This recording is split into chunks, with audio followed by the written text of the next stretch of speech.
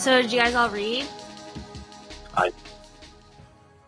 Did you read it this time? Yes, I read it last time too.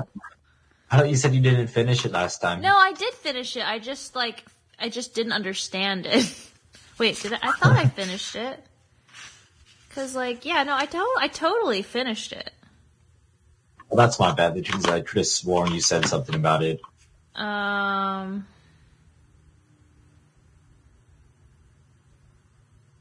I feel like from what I understood of the second half, all of it is sound, assuming that the first half is true, you know?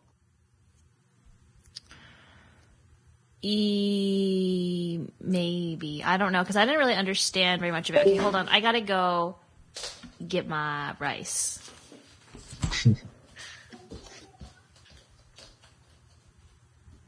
Okay. 1 second. Let me pull it up.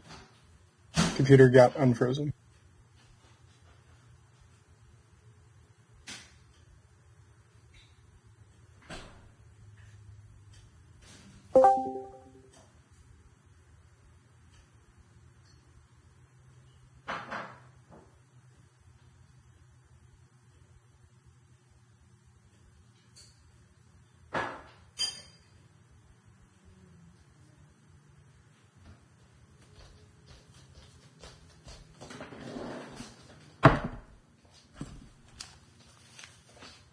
Okay, I'm back. Sorry.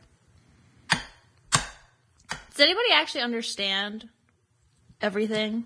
Like, I mean, I kind of got like the point near the end. Yeah, everything.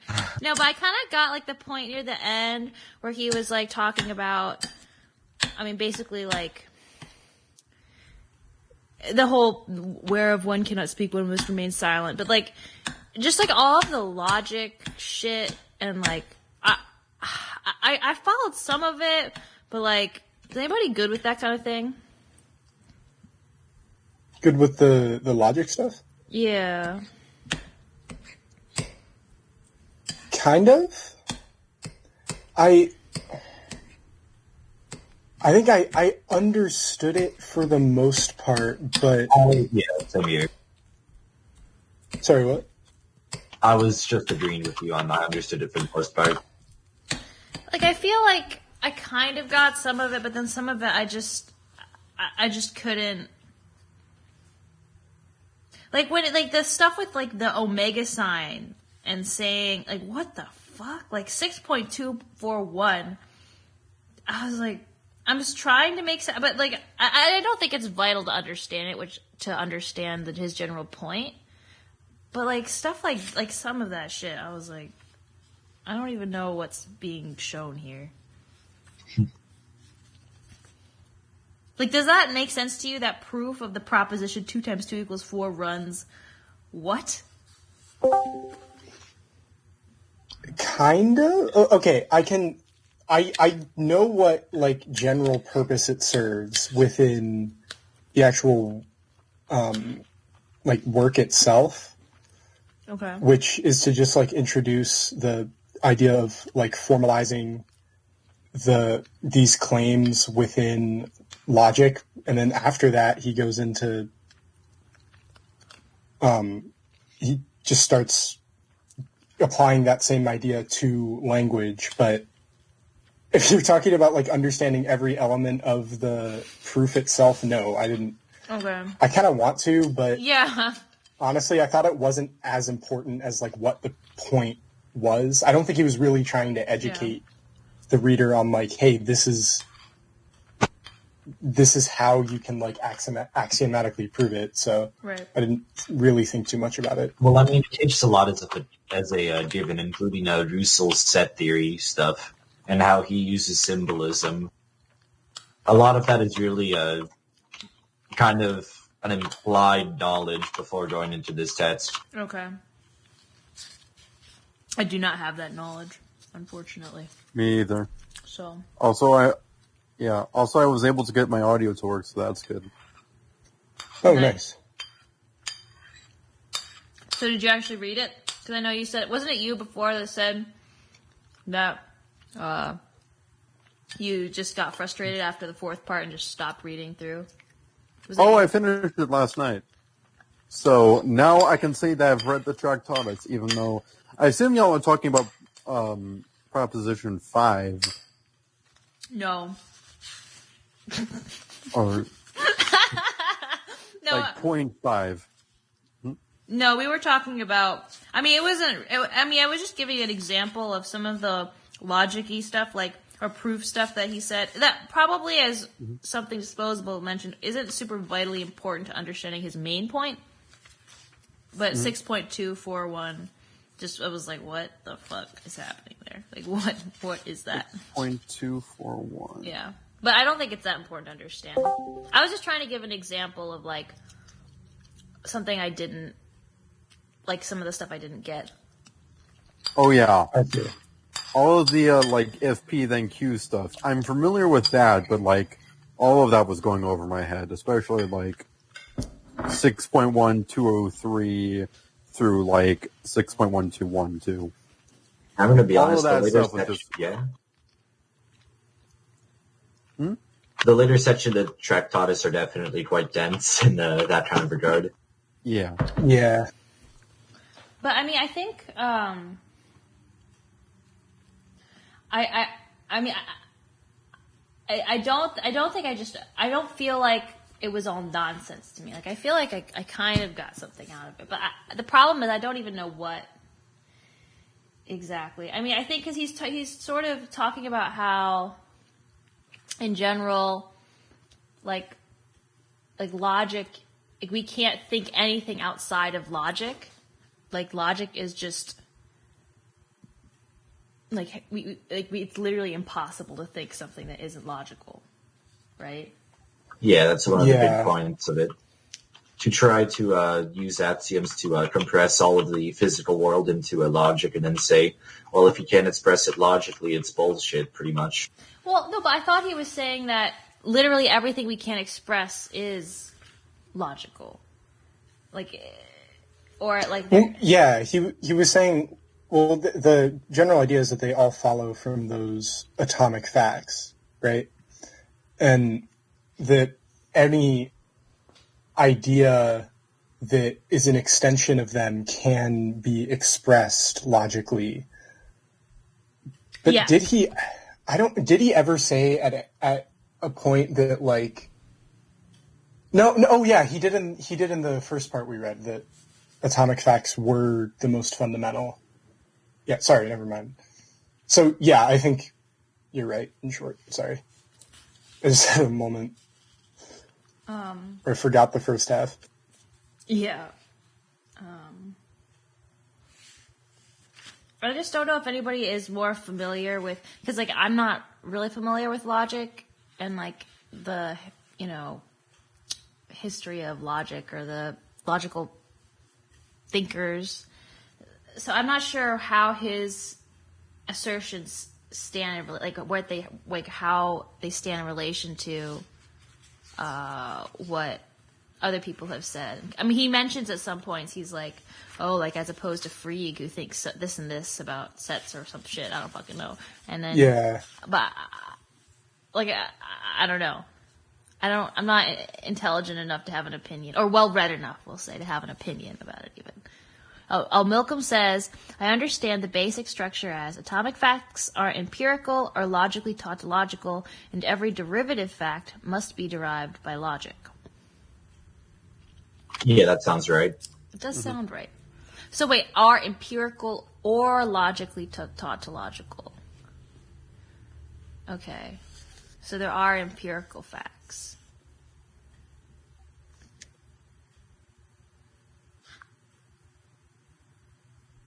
Milcom is typing, okay.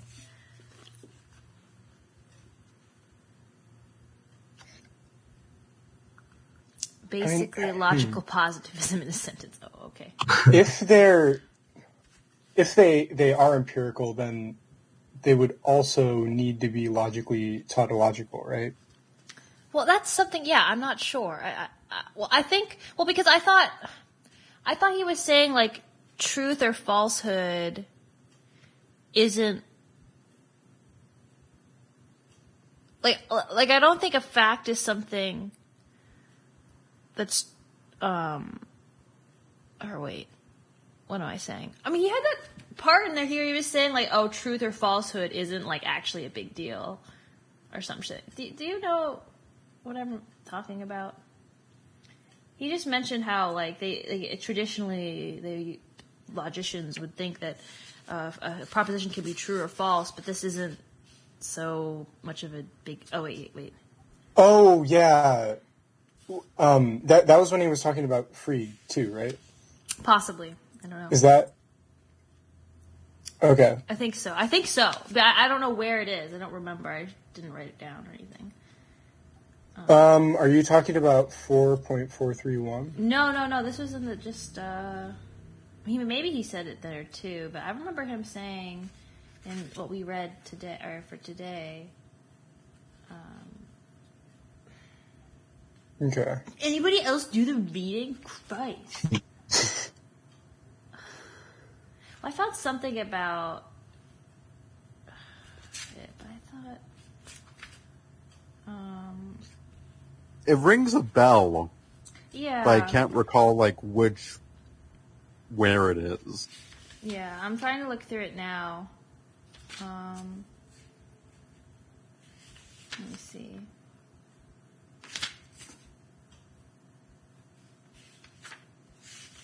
Okay. Well,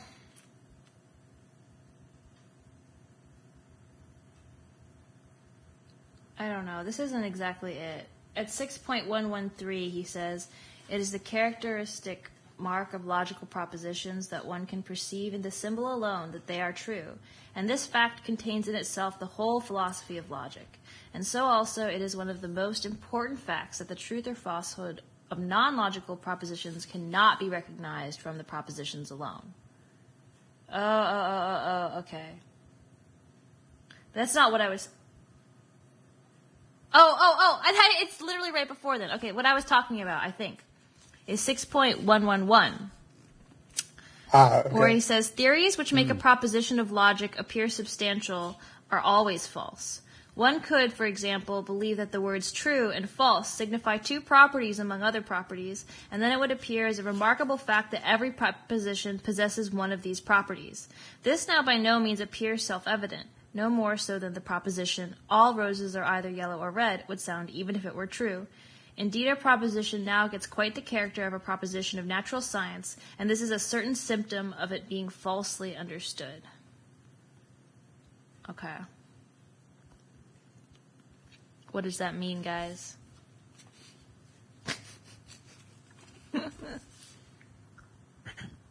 I know that in my philosophy class, a professor would make the distinction between true and false, and meaningful and meaningless. Okay. So, like, there are propositions that can be proven true or false, and then there are propositions that can just not be either, because, like, if I said, like, oh, goblins wear red hats, goblins don't fucking exist, so you can't verify it. And maybe this kind of speaks to that, where, like, there's this other material quality to propositions that can be verifiable. And this is kind of what he's pointing to with this. Yeah, 'cause they say, or he says, every proposition possesses one of those properties. And then, or in this hypothetical example, if you were to believe that they were universal, and then he's kind of saying that he uses the roses example, I think, to illustrate just that it true and false aren't like don't apply to every statement that you could make. Mm-hmm.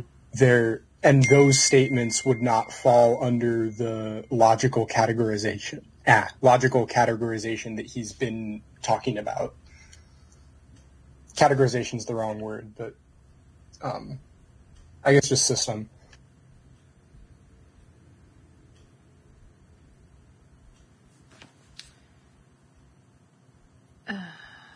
Multi-valued logic hours. Maybe? Yeah, Milcom said that. I don't know what that means. What is that? Anybody know what that means? Milcom does. Yeah, but he isn't saying anything. Well, Malcolm, why are you... Is your mic not working again? Come on. No. So sad.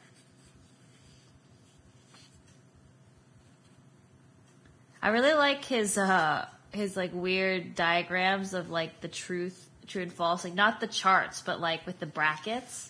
Oh yeah, I know what you're talking about. Those are useful. I think I actually kind of understood those, except for the last one where it was like, I didn't understand that one. I don't think.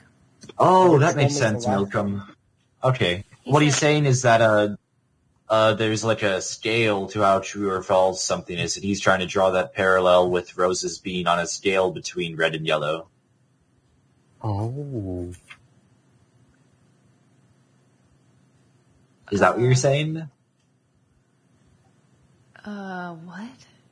Yeah, that does make sense. Infinitary logics. Well, that's like, okay, so red and yellow aren't like absolute. Oh my god! Milcom. No. Just come on, voice. Christ. Okay, so like Come the idea is that red and yellow don't describe something that they exist within a range of different like literal colors that can I can't think of words. I'm tired. There's an infinite set of colors that can encompass red and yellow, and some of those colors within both, you wouldn't be able to determine whether something is entirely red or entirely yellow, because some of those colors within that set could fall within the set of red and the set of yellow. Wait, what does this have to do with the true So, and like, false thing, though? Is it saying that that was the example partially of, like, true or partially false? It's saying true and false doesn't have to exist on an absolute scale. It means that things can be partly true and partly false? Is that... I would assume that's what he's trying to draw with that metaphor, assuming that Milcom's interpretation is right.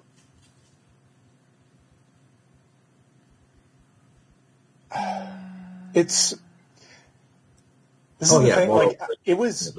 Oh, sorry. I was just agreeing with what Milcom said. This. Well, we have to This say what he stuff said. is- Infinitary logic can refer to two different things, mind you. I mean infinitary as opposed to binarily valued logics. Moral claims can be a good example. Sorry. We just have to say it because Milcom's too much of a pussy to come on voice chat, apparently. We need to read aloud what he types for posterity. Go ahead. Sense. Go ahead. I'm sorry I interrupted you. No, it's all right.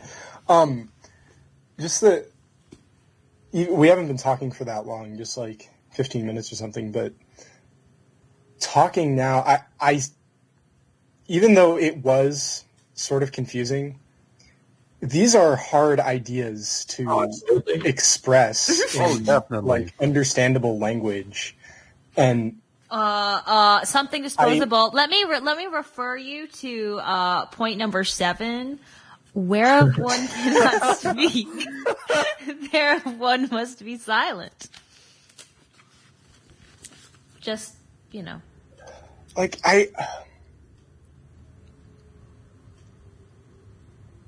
Shit, I just lost the thought. Fuck. I'm so sorry. It was kind of my fault. No, it's cool. It's cool. Gal, are you there? I see you. You popped up, but your mic is off. Are you just? Are you actually there?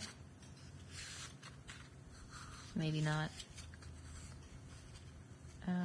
No idea. Oh, he's typing. Yeah, but I'm cutting grass. Oh, no. Fun stuff. Okay. God, why are you doing actual person stuff? This is more important than anything else in your life, dude. Jesus. Yeah, seriously. Oh, definitely. Absolutely. Okay, well, something that's a little I mean, I think we can try to work through some of the more complicated stuff that he says, but I think it would be nice to focus on some of the stuff he starts saying near the end, which I think is like when he's bringing it all together, right? So like starting around 6.43-ish, that territory. I mean, some of the things he says are quite beautiful, you know, like 6.43 1, you know, as in death too, the world does not change but ceases.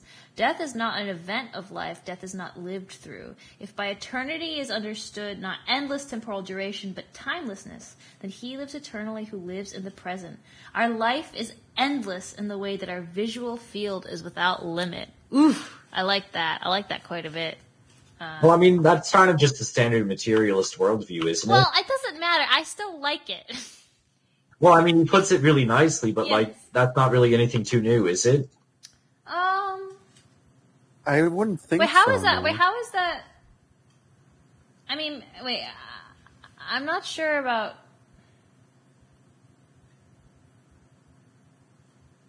I mean, I guess first I think of it different from materialist because I feel like materialist perspective, you're thinking about. I mean, because he's focusing on how no person experiences death. Like, Oh, yeah, I'm saying that in, like, the materialist sense that all that is you is what you can measure. And oh, okay. because, like, then when you die, that is the absence of you, so you can't experience it. I've heard that argument plenty of times from other sources, but I'm not sure if Wittgenstein is the source of that. Oh, okay. But I would imagine that it's an idea that was come up with before, though. Him. Yeah. Well, I mean, I just also like how he making it the analogy to how like our visual field is without limit, like the idea of like there's no clear border on what we see and don't see. I mean, it's like we just see what we see and there's nothing outside of it, and that's kind of like, you know, logic, like, and what we can think and interpret. Like there just isn't anything outside of it. Like there's just literally nothing. Yeah. I like that metaphor, to be honest, but I don't think he's adding anything particularly new there. Oh, God forbid someone say something and not add anything new. No, you can't just restate stuff. No, your thoughts have to be 100% original. No. Our visual field without limit, go burr. Now, I like also to, like not how, 6.44, not how the world is the mystical, but that it is. And then like later on, Yeah. oh, where is it? Where he says, is it just later on? Oh yeah. 6.52 and 6.521. We feel that even if all possible scientific questions be answered, the problems of life have still not been touched at all. Of course, there is then no question left, and just this is the answer. The solution of the problem of life is seen in the vanishing of this problem. Is not this the reason why men, to whom after long doubting the sense of life became clear, could not then say wherein this sense consisted? There is indeed the inexpressible. This shows itself, it is the mystical. So I guess, like, the idea that, I mean, I don't know, maybe I'm totally off the mark here, but thinking, like, when someone asks, what's the meaning of life? Like, why is life meaningful? And it's like, you can't really come up with a question or an answer to that question or a solution to that problem, but then, like, inexplicably you may at some point feel like, oh, life is worth it. Life is meaningful. It is. And you can't really give... Milcom. This is some bullshit, pre-critical shit. Sorry. But, I mean, I think him saying, like, the meaning of life is not logically expressible. Not saying... I entirely agree with that, and I think it's somewhat because the use of the word meaning in that question is using it in a much more subjective context. That, like, I think when people ask that question, what is the meaning of life, what they're really asking is what experiences, what ideas are conveyed to you by the concept of life, which isn't, at least as far as I know, logically understandable. There might be models in the future to conceptualize thought in that way that could make it possible, but I think it's like a fundamentally different type of meaning than what Wittgenstein has been talking about. I don't think my brain internalized what you said. I'm so sorry. Because I was kind of looking at what Wilhelm was writing, because he says, the German idealist gave some great contributions to reason as regulative law. Everyone after Kant answered this question in some way. This, meaning the apparent refusal of the world to conform to human sensibility. I don't even know how that's relevant. I don't even know what he's saying. Like, Malcolm, I'm sorry. It's like how the world... It's like we as humans, like, look at the world and feel things, but we can't necessarily explain them, and there's just always this like blatant mismeshing between what we experience and how we experience it. And this, by the way, this is the thing that I was talking to you about in DMs that I was like, I'll bring this up here. Oh, let's hear it. Yeah. So, okay, the way I like to conceptualize human thought is Who's going to be good? Okay, so I like to think about it as we all have this algorithm in our heads that the inputs are our thoughts, our experiences. Those could be like just sensory shit, emotions, memories, all of that gets input into this algorithm at any given instant, and the output is some sort of meaning. And as people, we try to look for consistencies within that output that doesn't necessarily need to exist. Like, the output itself doesn't necessarily need to follow a logical form as long as the algorithm is consistent. But we still search for it because we don't understand the algorithm at all. Because we're only looking at it from the outside in and can never really know any of its mechanics. And so I kind of agree and kind of disagree with Wittgenstein in that sense, because I think the meaning arising, the statement that the meaning that arises from our experiences is consistent is kind of a fallacy. Because yes, the things that cause it can follow a consistent structure, but that doesn't mean that the information itself has to be completely compatible with all of the other information that hypothetical algorithm could output. Wait, you said, were you saying that Wittgenstein said meaning was consistent? Is that something you said at the end? No, that is not something I said. No, but he said, okay, because I thought you said something about meaning can't be consistent, or something. Never mind. Wait, so what was your disagreement with Wittgenstein? I'm so sorry. I'm horrible at listening. It's fine.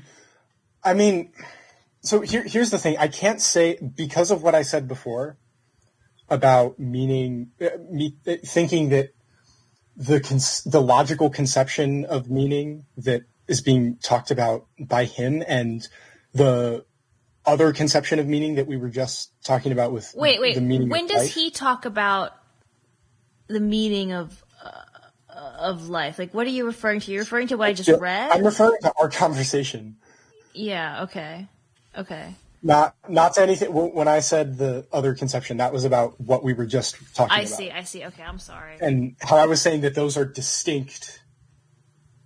No, it's all right. I'm probably not being that coherent, and that's my fault. But I guess so. I guess I don't really disagree with him, but I think depending on I disagree with him that logic is necessarily transcendental. Oh, yeah. Yes, that's what I'm saying. Oh, yeah, that's true. What does transcendental mean? I know what it means, but I don't know what to say. Well, that means you don't know what it means. I'm sorry. I mean, I know. I guess. I mean, I hate to push. I know what you mean when you say like, oh, I can't explain it, but I feel like you know how to use that term. You know what it refers to. You know there's definitely multiple levels of like understanding. Yeah. Okay, so Milcom has said some stuff. Objective, mind-independent meaning is stupid, but human meaning, as imposed by culture, progressing dialectically in lockstep with the progression of human material productive conditions. In other words, subjective meaning definitely exists. And he also says transcendental approximately means mind independent.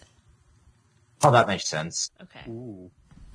Also, I'm sorry that was so like scattered. Oh, dude. I didn't don't write you worry. That out beforehand. You don't need to worry about that at all. I mean, I feel like I'm really bad at picking up what people say just when like I'm only hearing them. Like I think it's a little better when there's like a face, but like honestly, like just in general, like if I'm just listening to words, I have a lot of trouble keeping it straight. I don't know. I see. So that's why I often will need people to repeat things and I get sidetracked really easily. So I'm very sorry about that. So it may also be exacerbated by the lack of clarity in your own, thoughts or whatever, but it's also me. So, don't worry about it. I mean, I know I talk in circles a lot. All right. So he says logic is transcendental, but that seems kind of like I feel like logic is inherently tied to the mind because it's about how we interpret reality, right?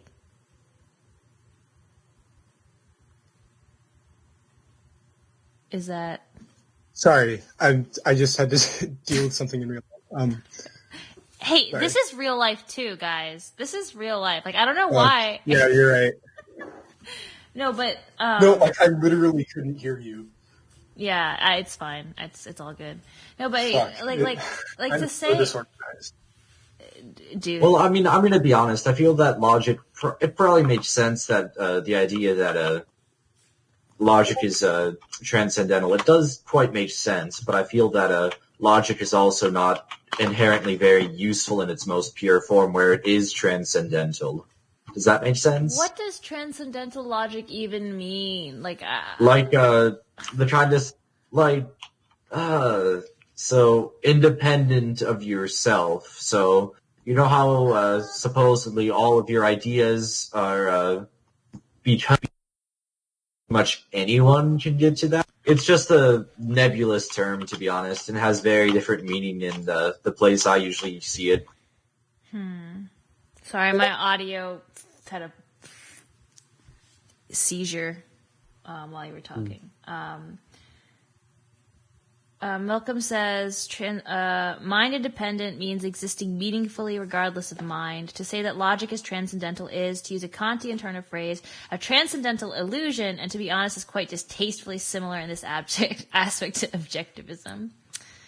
Yeah, I mean, I don't think logic can be separated from the mind. I mean, the logic is how we interpret reality. Isn't that like Kant? Like, Kant himself, I think, was all about...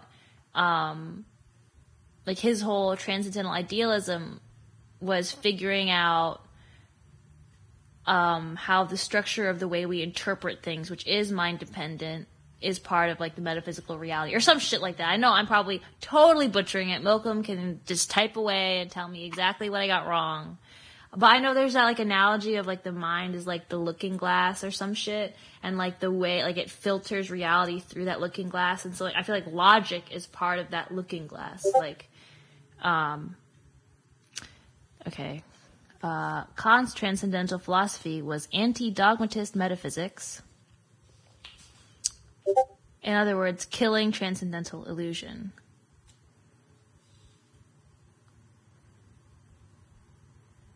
Type faster. We're all very invested. Or If only there was a way to voice your thoughts with your right? voice. yeah, I Yeah. think Only if only. I think there's like next to your name on the bottom left, there's this icon that looks kind of like a microphone, And then you could click on click- it. yeah. And then I'm messing with you. I'm sure you have a decent reason. It's all good. Yeah. Read Yeah. about. Oh my god! Malcolm! God, you'd You're- understand this all so much better if you idiots would have just read Lenin. Jesus. Oh my god. For posterity, Malcolm just said, after typing forever, read about Kantian humility. Well, thank you, Malcolm. That's so helpful. Just tell us to read more. That's exactly... We cannot know Malcolm, about noumena. Oh my god, fucking noumena. Oh my god, I fucking hate... Oh god. This is what happens when you have someone who actually knows what we're talking about. I know. yeah. Yeah. Oh my god. But read more is not the most helpful way to add to a discussion. Just putting that out there. But wait, is Noumena was gonna type an essay but gave up? Well, don't give up. Never so- give up. Wait, so it's noumena and phenomena, right? Is that Yeah. And then Yeah. which one is noumena are things in themselves and phenomena? What is that? Just things as we interpret them? I believe so, yes. Yeah, and so Pretty we can much. never know. At the least that's noumena. my understanding Yeah, of it. yeah. We can never know the noumena. Yeah, Yeah, the only way to observe them is through the phenomena. yeah. It's almost like a black box kind of thing. Yeah. But yeah, I think that to say logic is some kind of, it's not mind independent. I mean, because Wittgenstein draws this distinction between logic and like logical foundation and like the psychological foundations of things. Like when he's trying to say, or like logical necessity.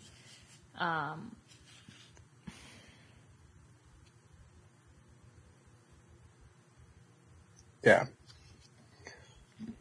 There was one thing that I didn't really understand.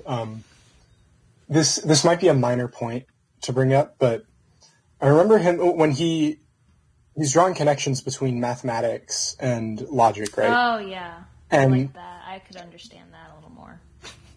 Well, he said that equations are like pseudo propositions, right? What makes them not just propositions in and of themselves?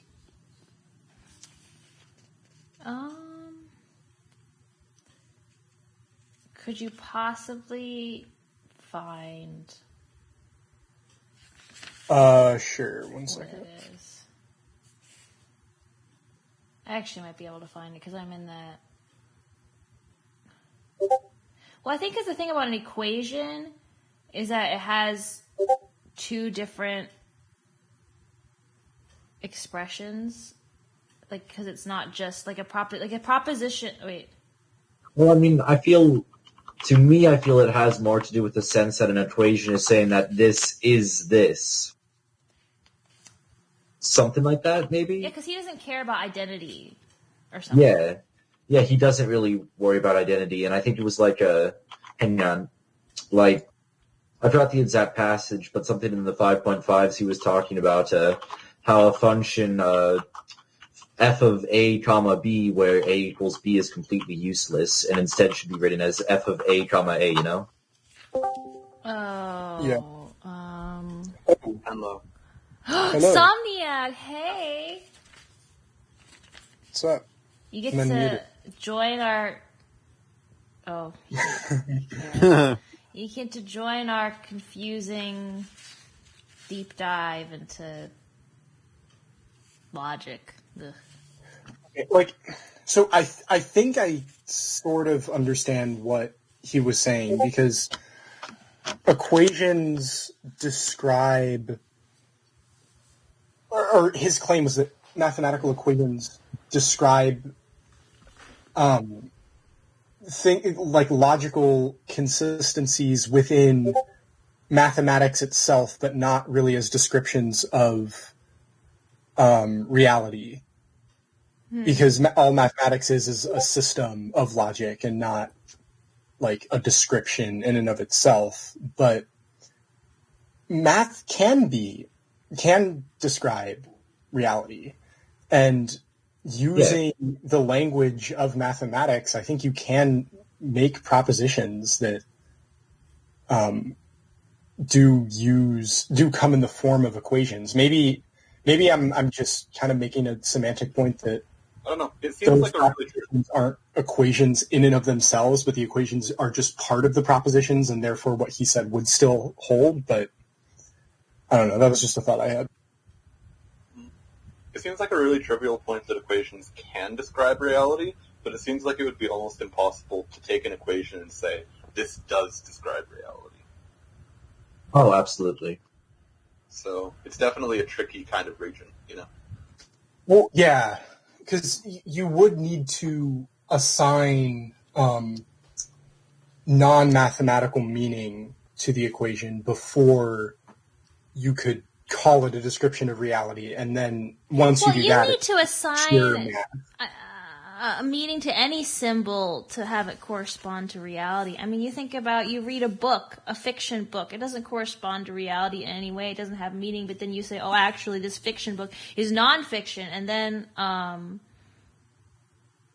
mean, I guess, I don't know if I'm making any coherent point. Just that it's not something special about math. Yeah, I would agree. I would say it's just like any other type of language. yeah.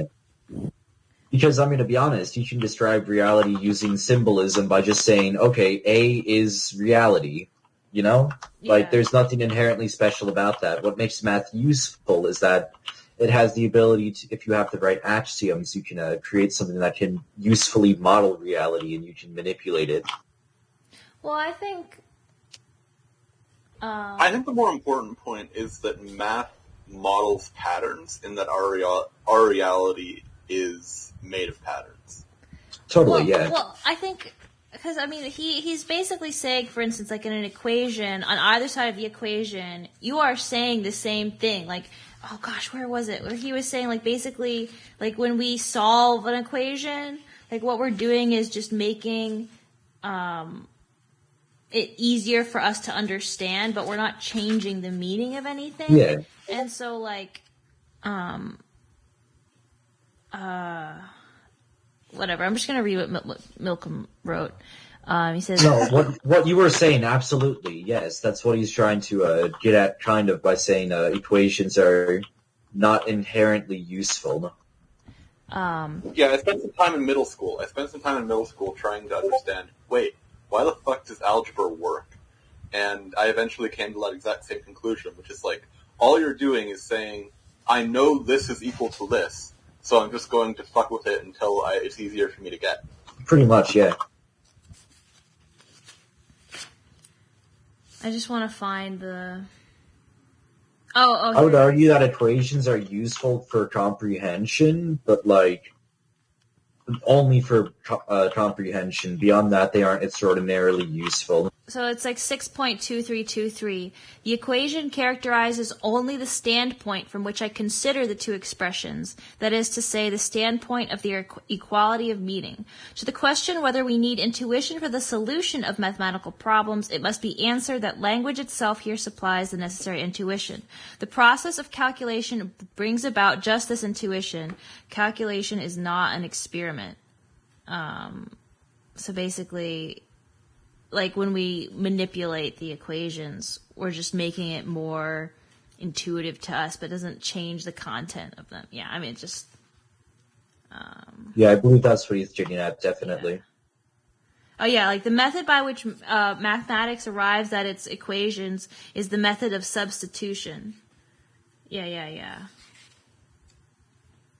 So I don't know. But what Milcom typed, I understand it as meaning that logically tautological statements, which include mathematical statements for analytic normies, are pseudo-propositions in that they describe something about the world, but do not refer directly to the world as statements of empirical facts do. Okay. But I mean, but like when I go back to my example of like, fiction, like a story that you read, like it's like a story, it describes a state of affairs, you know, like, oh, there's a mountain and there's a stream and there's some rocks, you know, and then there's some people living in a village in the valley, and like that has meaning, but it can exist outside of referring to reality as an empirical fact. But you can, I just don't think there's something special inherently about math. It's just more, of a quote-unquote perfect language because it's more logically clear and defined. Fair enough. But I think we were talking about this earlier. I do think that it's really easy to have an equation which isn't a tautology, as long as you include within it some way in which the pieces of the equation reference something in reality. You know. So I do think that saying thing 1 is equal to thing 2 can have non-tautological meaning. But that meaning wouldn't be inherently like mathematical, though. I think that it probably, like, let's just take a random example, right? Like, you guys aren't fucking, you're not all STEM nerds, are you? What's a really low-level physics one? No. The first one that came to mind was like the ideal gas equation, but like, I don't know if you guys all know that. which one? Sorry, I couldn't hear you. The ideal gas equation. Oh yeah, PV equals nRT. Yeah, that shit. Okay, we're just gonna go with that. Okay, basically it relates. Except for, isn't that actually? Oh, well, yeah, because that's the ideal gas. Because there's the unideal one, but that doesn't matter. Yeah, it relates pressure, volume, and temperature in the gas. Right? Okay. So I do think this is really important. I think it's really clear that this is. I think it's really clear that when you make an equation like this, you are saying something about reality, which isn't necessarily. It's not necessarily that the statement is...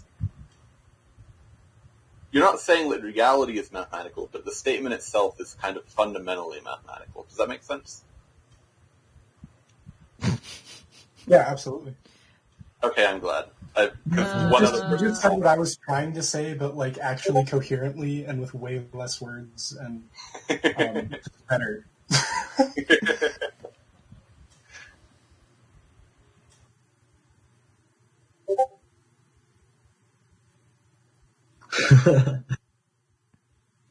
I'll just read what Milcom says. Why are we talking about the meaning of fiction here, though? I don't think Wittgenstein says anything substantive about meaning in this context. Since logic is transcendental and must apply to everything, it exists in abstraction from reality, but which does not directly correspond to reality. Fuck, somebody already said this.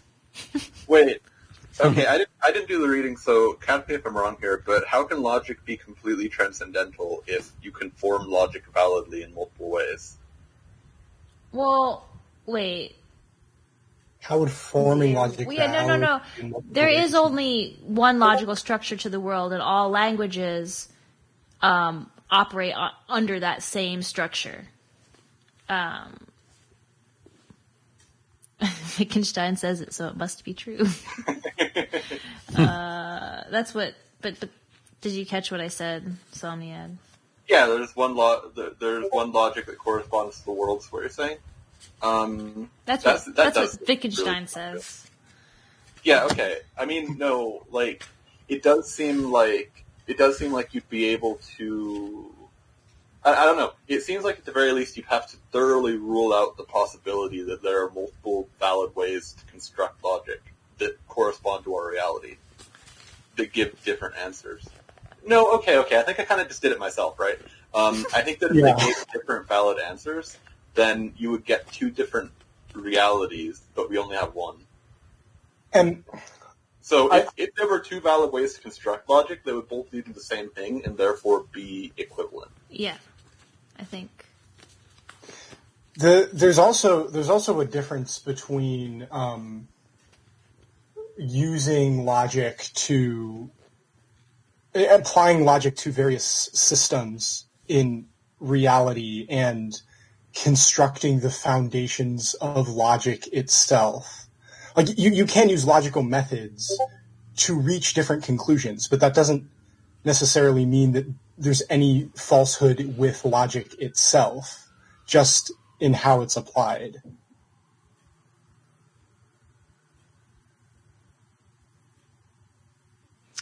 Malcolm says, the historical and social nature of reason developed since the origin of Hegelian and post-Hegelian thought seems to have been largely ignored by Wittgenstein. Sounds like a fucking... Yep. Whatever. Whatever. God, don't even read theory. Yeah. You know... I mean... Sorry. No, I wasn't going to say anything. Oh, I was just going to say that that's kind of why I was saying before he is using a fundamentally different sense of meaning than the historical and social conception that, like, we're all, I guess, just in everyday life used to talking about. And it doesn't necessarily make it confusing, but it makes the language... They're two kind of completely different ideas, and it makes the language, when talking about both ideas, a little bit, like... There's a little bit of a disconnect there, but I don't think that he's necessarily in contradiction with the other idea of meaning. He's just talking about a different idea. Like, he's just not even addressing, or he barely addresses the other concept, and is now just talking strictly about about meaning arising from logic, which isn't the only definition of the word you could use, but he doesn't really care about those. So I don't really think there's any contradiction there.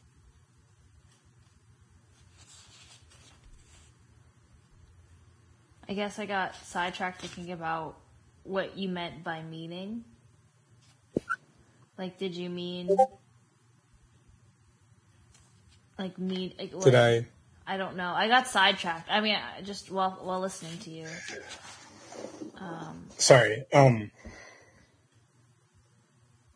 don't think my brain is... I don't think Wittgenstein was referencing a concept that arises from social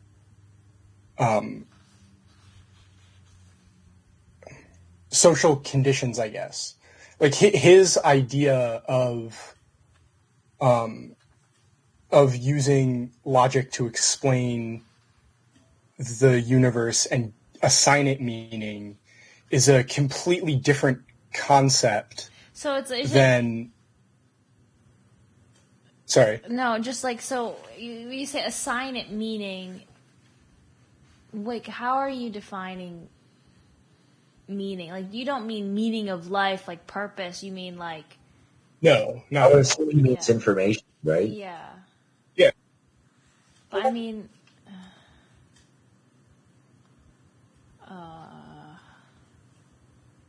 continue with what you were saying if you can before I so rudely interrupted you.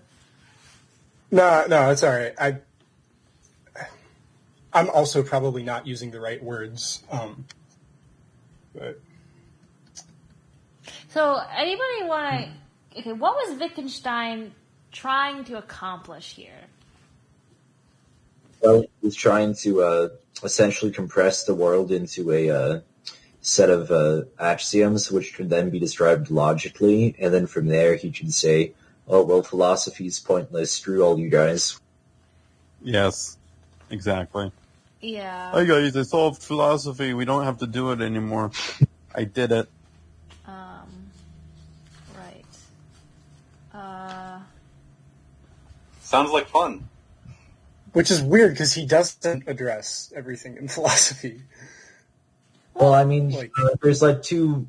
I feel like there's two main parts to philosophy: what is and what is to be done. He supposedly addresses what is, and then says, "Well, you can't address what is to be done because it's too not based on this stuff."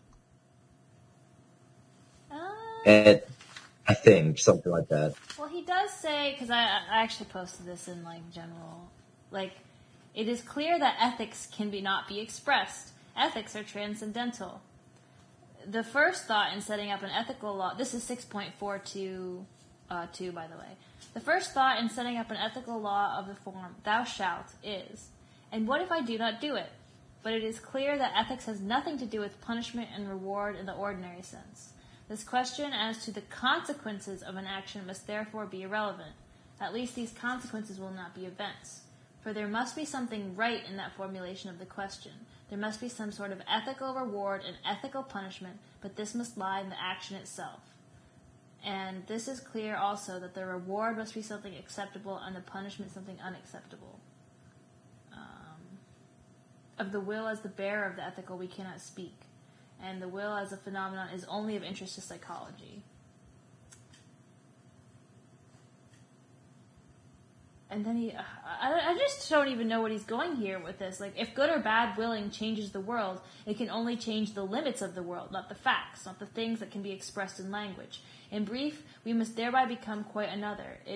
Must, so to speak, wax or wane as a whole. The world of the happy is quite another than that of the unhappy. What the fuck is he saying?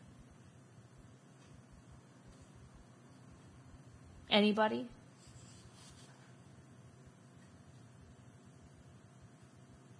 Sorry, I got distracted again. It's okay. I'm just thinking that's why I'm so quiet. What?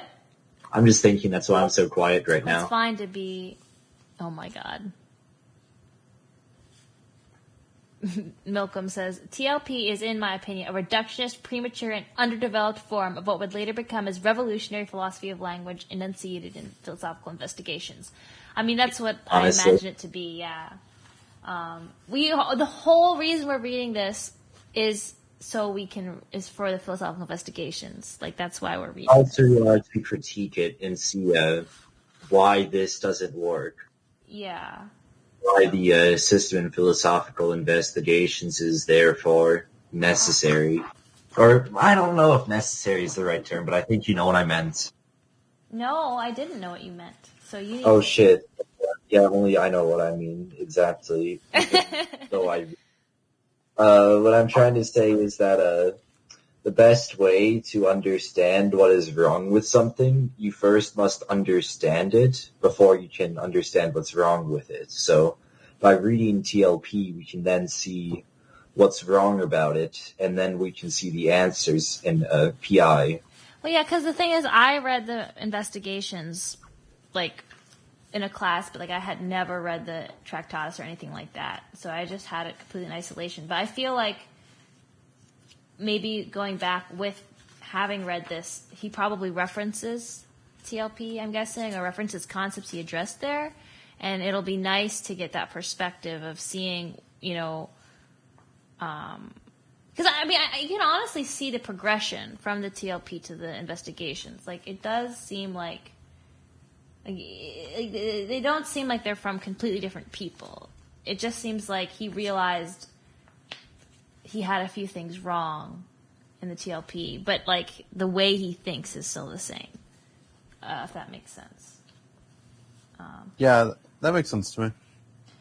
Like, for instance, the way he sort of thinks all philosophical problems, like, we can't talk about them. Where then, like, in investigations, like, well, they're just problems with language. It's not like, he's not saying we can't talk about them, it's impossible to talk about them. He's saying, like, they just come from misunderstandings because of vague definitions.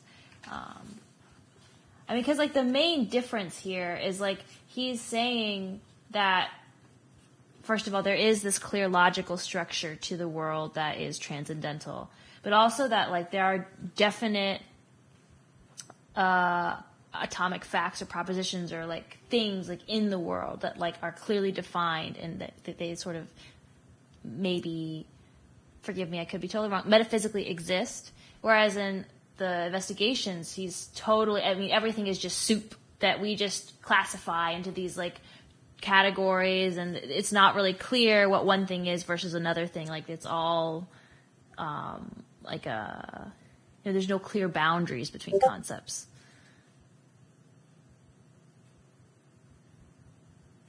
Milcom says, I honestly don't get why you guys are reading TLP before PI. Nobody reads the Jenna papers before PDG or that dissertation on Epicurus and Democritus before the 1844 manuscripts. Well, Milcom. We thought it would be interesting, dude. That's literally it. Oh my gosh. It's also tiny. It's only 108 pages. Yeah. So Pretty much. actually, in mine, it's only 80 pages. Ooh. Yes. Also, it's fun. YOLO absurdist gang. Milcom, you're so unhelpful. 80 pages too long. You're so unhelpful.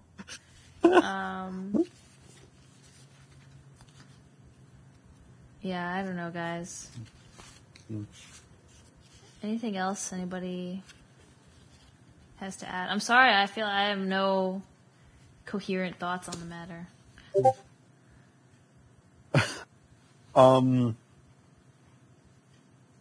The thing, I was actually reading about Dogen, like, right before I decided to finish this, and it's... What's he's Dogen? He's a Zen Buddhist from, like, okay. 800 CE, right? Mm-hmm. And the thing that really, like, kind of tripped me up is I finished this book about Dogen, right? Mm-hmm.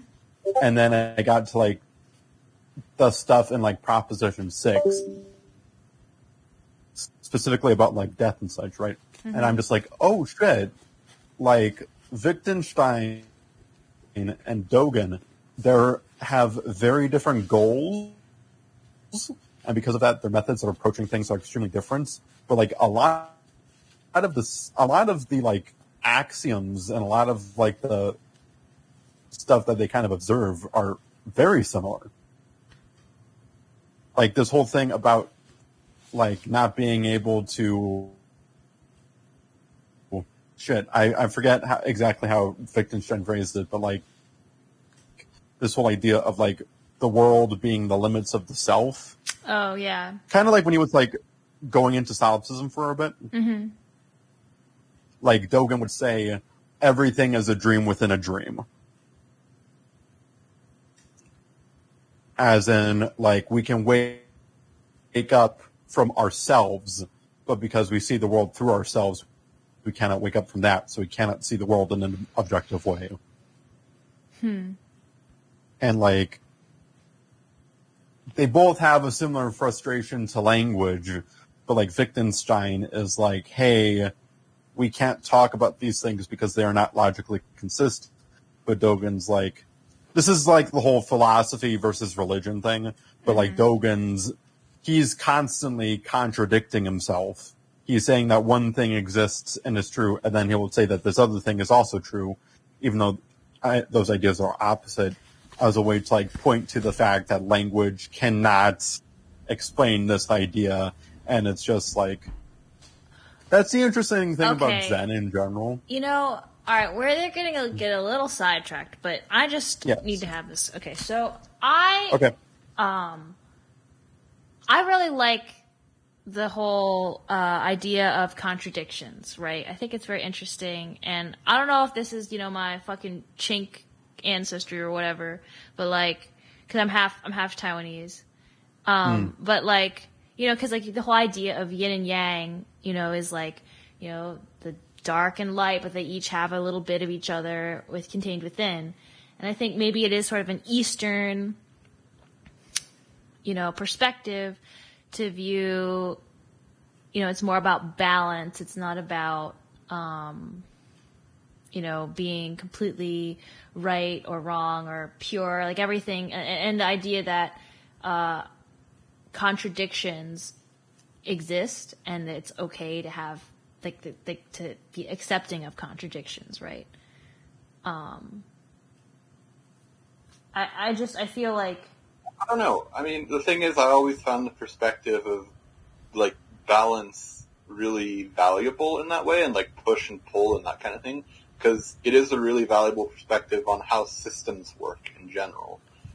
But, like, I never really understood it as having anything to say on contradictions, Like, it seems like that could just as easily be interpreted as just straight up taking it too far.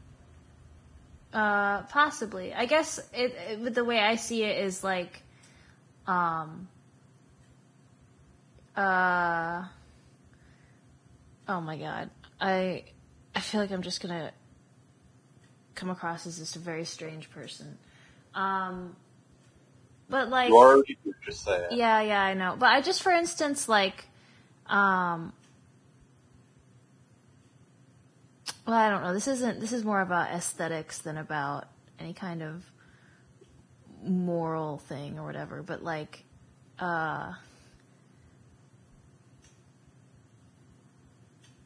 you know what? It doesn't. Can you elaborate more on Dogen and what he was all about, Ozzy? Let's see. The book I was reading in particular is done by a guy named Brad Warner, and he's like a Buddhist teacher almost, but he used to be a punk bassist. He was in Japan for a bit. Okay. He was in Japan for a bit, like making monster movies. Oh wow. So he has this like very irreverent, very laid back style and approach to Zen. Mm-hmm. And he's just this, and it's just, he's been doing this thing where he's just taking, he's taking passages from the Shobogenzo, which is kind of like the Soto Zen version of the Bible, but also not really, because the idea of scripture is only really within like Abrahamic traditions. But he's been taking that, translating it, not translating it, paraphrasing it, and like really, really dumbing it down. And then he's also giving it like commentary where he's like telling you like which translations he's pulling from, what the Japanese says here, and then also just giving further that he is like one of the best. Is it just me, or is he cutting in and out? Thinkers to ever exist. No, it's not just you. And that's why he's like a proponent. Oh shit. I will try to like hold my mic steady then. But like, Dogen's one of the best thinkers to like ever live, in his opinion. And then like, it's just really interesting to see the stuff that Dogen says and the stuff that Wittgenstein says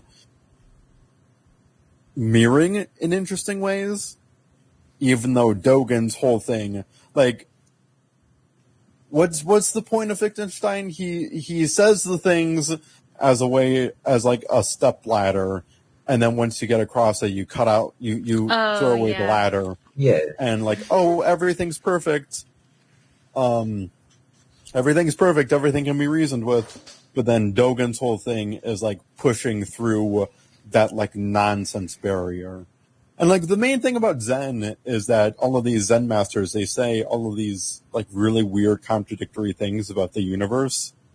And then they're like, and then you're like, hey, what the fuck? And then they'll be like, oh, just meditate an hour a day for 10 years, and then you'll probably get it. And then you do, and then supposedly you do that, and it's like, oh, I see what you mean. Well, okay, so that's the thing. Like, I mean, I don't know. I haven't read much Zen stuff, but when you said, like, he said, oh, they say a bunch of contradictory things, and they say meditate for a while, and you just get it. Like, can you give an example of a contradictory thing? You could even look it up. I can give you time to do that if you wanted. Yeah. And one thing that was in particular is that there's a part, I don't recall the story offhand, but there's this like Zen story of a fox. Mm-hmm. No, not of a fox, of a Zen master of a dude who walks up to a Zen master and was like, I was a fox for 500 lifetimes, but now I'm a Zen master. And like, and it's supposed to be this like commentary on reincarnation. Mm-hmm. And then there's one chapter of Shobogenzo that's talking about it being like, hey, yeah, this is a great story. You know, you always need to like follow the laws of karma because otherwise you could turn into a fox.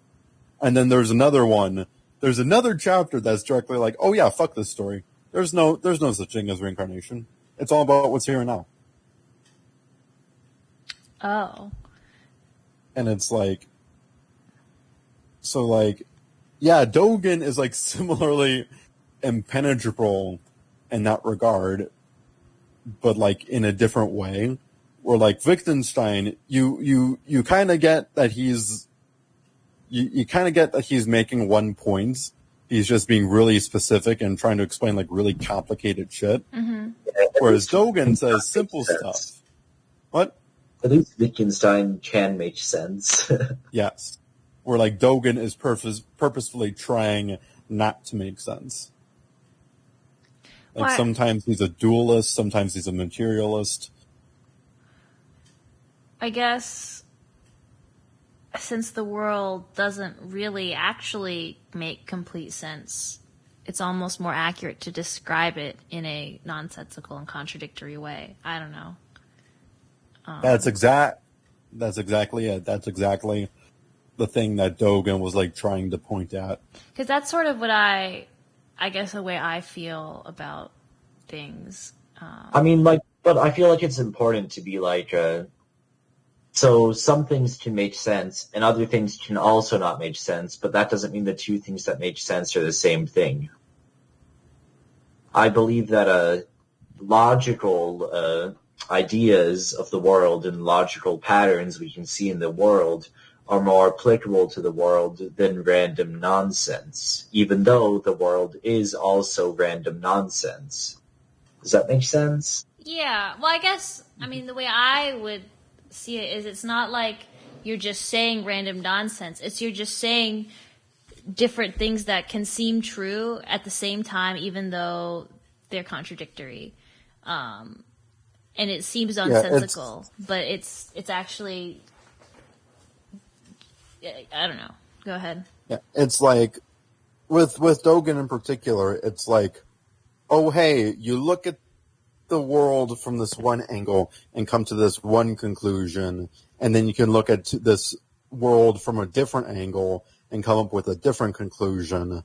And that doesn't mean that they're both wrong.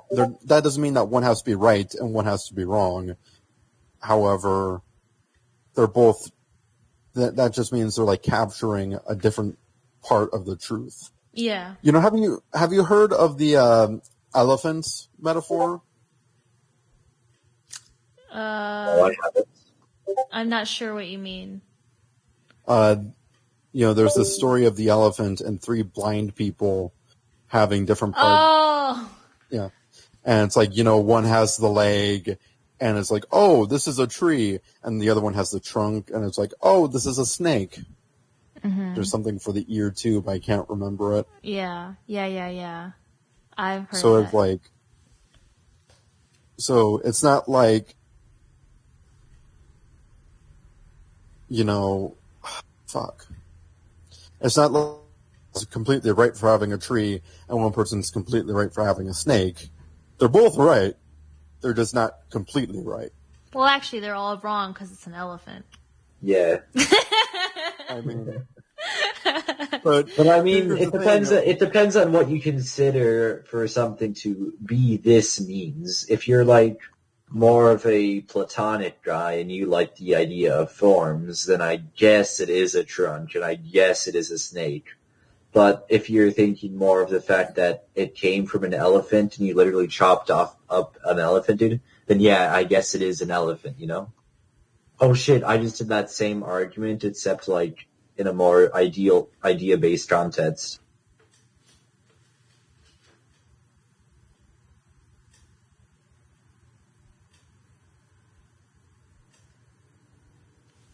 Yeah, man. Yeah.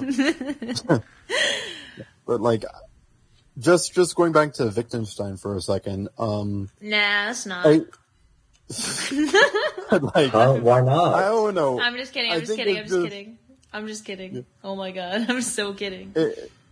It's just interesting that like for like all of point, it's like you get the most jargony aspects in this section, but then I have to admit it is kind of badass when he's just like chopping off various sections of philosophy. I know. Ethics is not a thing. No. No to ethics. No I don't to think aesthetics. I don't think he really says ethics is not a thing, though. I'm just taking that as a hyperbole for the joke. Yeah. I mean, he's saying that ethics cannot be expressed. That's what he's saying. We can't talk about ethics. But then I just noticed he said ethics are transcendental. That means they're mind independent? What? Anybody? I wish Milka was here.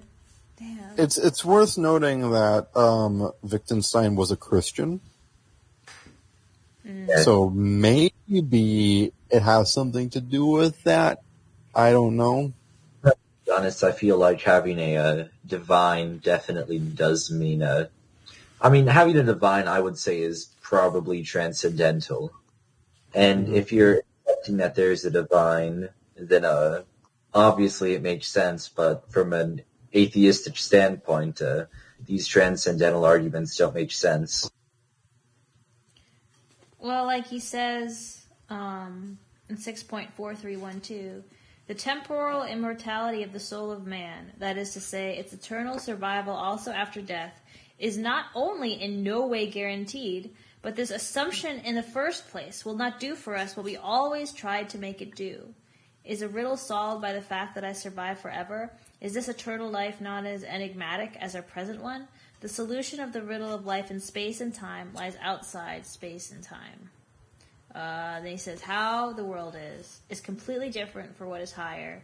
God does not reveal himself in the world. So like he is Christian. I thought for a second I vaguely remembered it as being like, oh, well, I don't know if there's an afterlife. But it sounds like he's just saying we have no reason to believe there's an afterlife, but that's okay, because God exists outside of reason. He is outside of our world. It says God does not reveal himself in the world. Oof, I know some people who would disagree with that. One thing that's interesting is that Dogen says something very similar when he talks incarnation of like, yeah, I need now, and then when you die, you don't have like you don't have that anymore. So maybe like reincarnation becomes a problem like after you die, and you don't need to worry about it now. It's like this whole thing of like, yeah, dead people stuff is not live people stuff. So like, don't concern yourself with dead people stuff until you're dead. Pretty much. And if that means not existing, then that gives you less shit to do. So,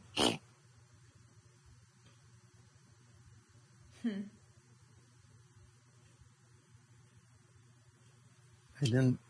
Yeah.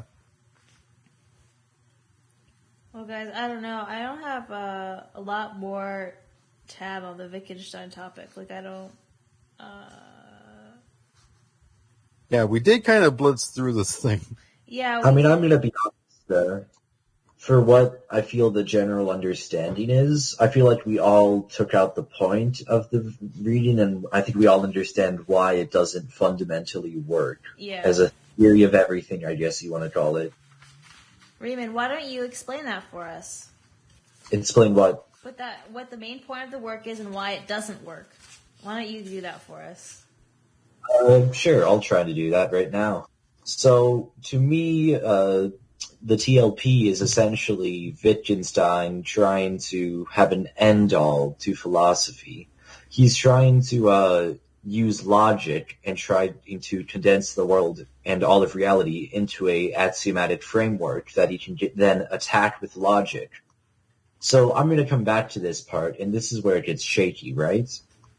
But anyways, what he does from here is he says, well, using logic, we can condense that there's a truth function, and that if it can be said true, and I mean, if something is true, it can be spoken simply using this truth function. So he's essentially now saying that all the atomic truths exist, we can now use it in this truth function to determine other truths and to determine if something is true. So from here, he basically says everything that can be said now can be said simply. And from this standpoint, philosophy, most questions in it, such as the meaning of life, do not condense into this truth function.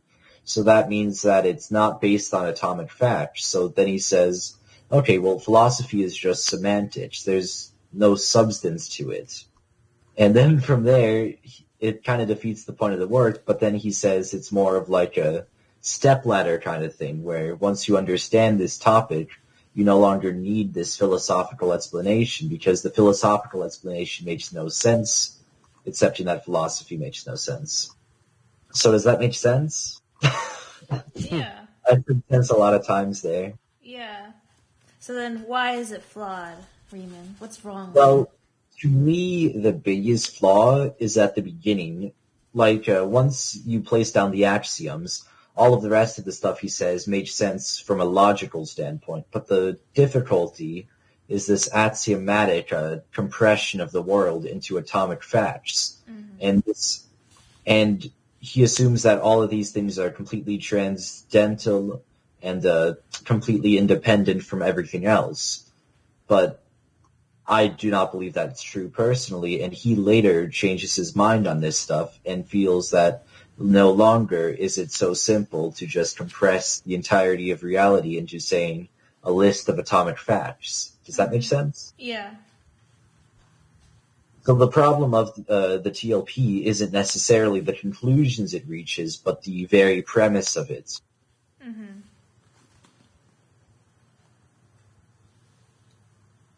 Anybody else have any? I thought that was really helpful, actually, to have you say it out like that. Mm-hmm.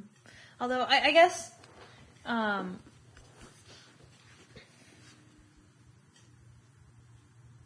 I mean, that's just my interpretation Yeah. also. Don't take that with a grain of salt. I know.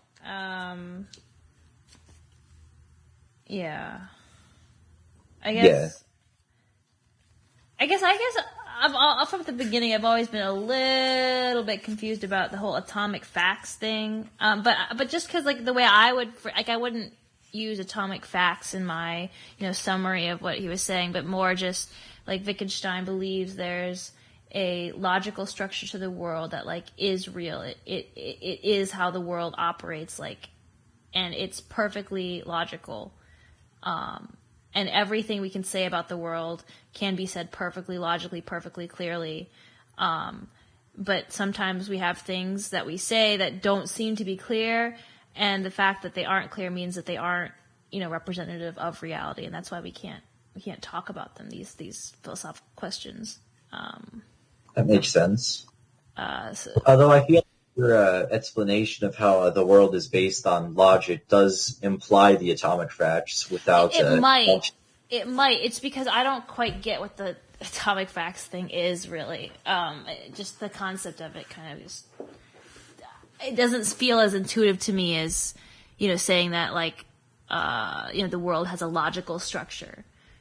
Yeah, both make sense, I would agree.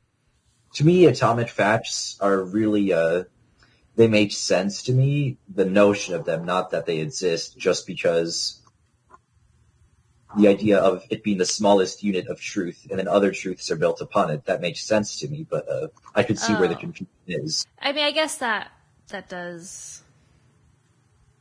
makes sense when you put it that way. That concept makes sense. It's just like hard for me to imagine what that would be. Like, what is an atomic fact? Like, I don't even. Yeah, to be honest, if you asked me, name an atomic fact, I couldn't. Like, yeah, I got that concept just sounds kind of spooky. It's like peering into the black box of reality, Yeah. Oh, okay, guys. Maybe think of it like atoms, but facts. So like you can't. See them. Wow! So they're like atomic facts. Maybe that's it. But I think at some point he does say like it's not necessary to exactly like know what the atomic facts are, but just to have them like as like a concept like for framing reality. Like I think like the original idea of the atom, they didn't know what an atom was. It was just like, oh, the atom is the smallest unit of a building block of reality. Like that's where the term comes from, it right? Yeah. That is what atomic. Like they didn't even know like have anything to refer to when they came up with that word or came up with that concept. It was just like, oh, I'm sure there exists this small piece of reality that's the tiniest piece possible. And so I guess you could think of atomic facts like that. Like we don't have to actually know what they might be to talk about them. Well, I mean, if you want to hear, like, if you care about the etymology of atom, I'll tell you. Please do. So I honestly just Googled this. It's from Greek, and it means atom. Yeah, indivisible. And if something's indivisible, it's it's the smallest, simplest form. Yeah. Used in stuff like atomic family. I'm going to be honest, for a while, I thought when I was like younger, I thought atomic family referred to like a nuclear family. Oh wait, what is an atomic family? It's a pretty stupid notion that the smallest family unit is like the two parents and kids, and that's like the smallest social order, some spooky bullshit like that. Oh, then wait, well, how is it different from the nuclear family?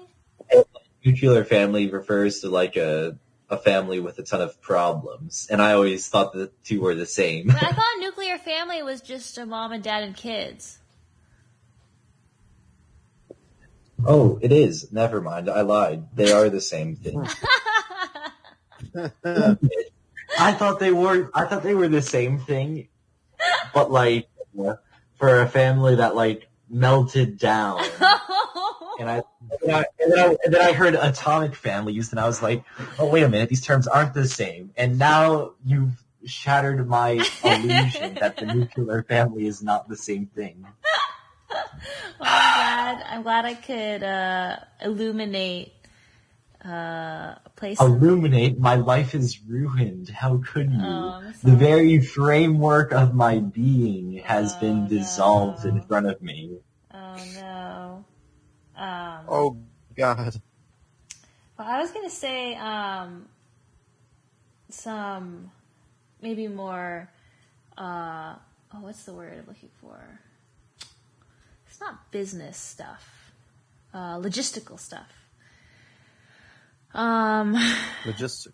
Yes, that's the term I was thinking of. First of all, so Malcolm and Riemann and I, because Malcolm is very much into our whole Hegel thing coming up next, and he just spammed all these fucking readings. Oh my dear God! Like I'm going to read them eventually. Yeah, but talking about the purpose of the Floyd-Ferris role, and whether or not we want to have a second meeting time and what that meeting time would be, because Malcolm was like, oh, we should have it to read more extra, like, secondary sources or whatever the fuck ever on. No, that's not what he was planning on doing. He was planning on, basically he was saying that, so we split into 2 groups essentially that each meet sometime, doesn't really matter, but basically, we'll have the Hegel group where we go into Hegel and we go into the secondary sources, and then we have the other group, the group that wants to actually have fun and have a good time. And basically that group will read shorter works like what we're doing now, essentially. But we're not reading shorter works now. Now we're reading Wittgenstein, and that's not short. Oh, yeah. It's not short. I'm saying like what we have done. Oh, yeah, like in the beginning. And to be fair, Wittgenstein is a lot shorter than Hegel, especially with how many secondary sources we're going to be reading. Yeah. I mean, it's true.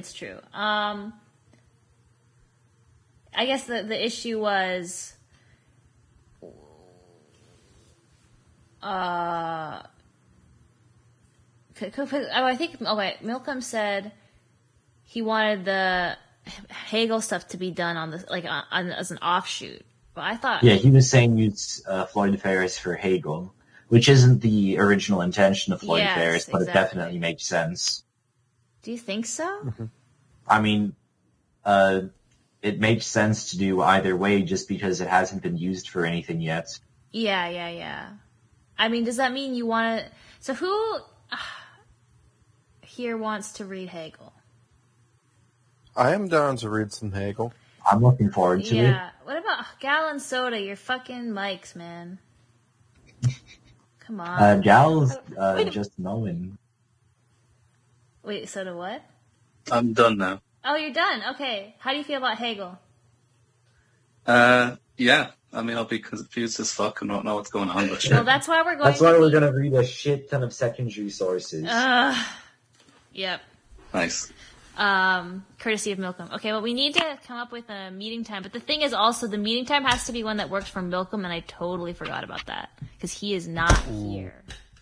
I mean, the thing, though, is that we need time, me and Milcom, as well as you, we all need time to get into Hegel. He wants me to really get an understanding of the phenomenology, phenomenology. I'm sorry, I'm tired. It's okay.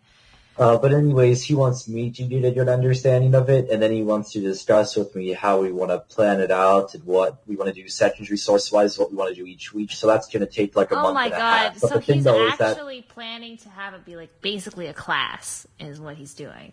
I mean, isn't he like a professor? He's a PhD student. Oh. I know you said he's taught classes. No, yeah. Well, you're a PhD student. You teach classes, yeah. Yeah, I know. I just wasn't sure if he was a PhD or a professor, but I knew he understood what's happening. Yeah, he does. Okay. Well, because I mean, I think it would be fun. I mean, I do think it would be fun in addition to reading, like while we're reading Wittgenstein, to have something else on the side. I don't know what that would be. Maybe we don't have to do that now. I mean, I'd say Wittgenstein is short enough that it doesn't really necessitate taking breaks to just like not have our minds turn into a Hegel group, you know? I just meant like to have like to start up the second reading group, or to think about starting that up to like sure. And what that might look like. I mean, because there are other things I think it would be fun, like, for instance, maybe reading, like Notes from Underground, like Dostoevsky. I've heard good things about that. Or, like, some Kafka. That might be fun. Kafka. Yeah. I'm down for some Kafka. I know, right? I recently reread The Metamorphosis. I was like, it's just like, oh my god. Has anybody else read that? All of that sounds really great, but I probably won't be participating in anything until we finish Wittgenstein, just because of how much I need to read for Hegel. Don't get me wrong, that sounds like a lot of fun, but I need to read Hegel. And I want to have free time to do meaningless bullshit and not just read philosophy all my free time. I'll try to read Hegel too, and also read all this other stuff. But that's why I said like the other stuff can be lighter reading, like Absolutely. like not like fiction, but maybe more philosophy. Or we could read some fucking Camus, you know, or like what is it? Is it Sartre's like Nausea or some shit? Like we can read. I mean, it's like stuff like that that's easier to read, where it's more just like it's still interesting and still has good ideas, but it's not like you really don't have to like. It's like it's not work to read. Like reading the fucking Tractatus, like you have to sit down and you're like, oh my god, this is fucking work. But you sit down and you read, you know, The Trial, which I haven't read but want to read. I feel like that's not work, that's a story, but it's still interesting. I don't know. It might be fun to read Plato arguing with himself. Oh. I hate the Greeks. I'm sorry. Not. I mean, how can you not hate them? They're horrible. But yeah, I mean, I just, I don't know why. I just don't want to read. But, I don't know if anybody has any input they want to give. Would anybody be down to read something on the side this week besides Oh, but Ozzy, you haven't read we have to actually decide what we're reading. Let's just first start with that. Logistics. Yes. Okay, so Wittgenstein, Philosophical Investigations. We have already read some of it.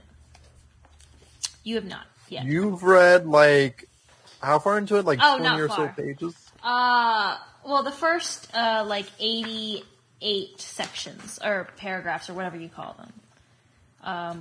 Which is... Aren't they like propositions, how it works, or something like that? Propositions, maybe that's what it's called. I forget what the proper name for it is. It might be propositions. Yeah, so do I. It slipped my mind, but I'd like to say it's propositions. That sounds nice. I like the sound of that.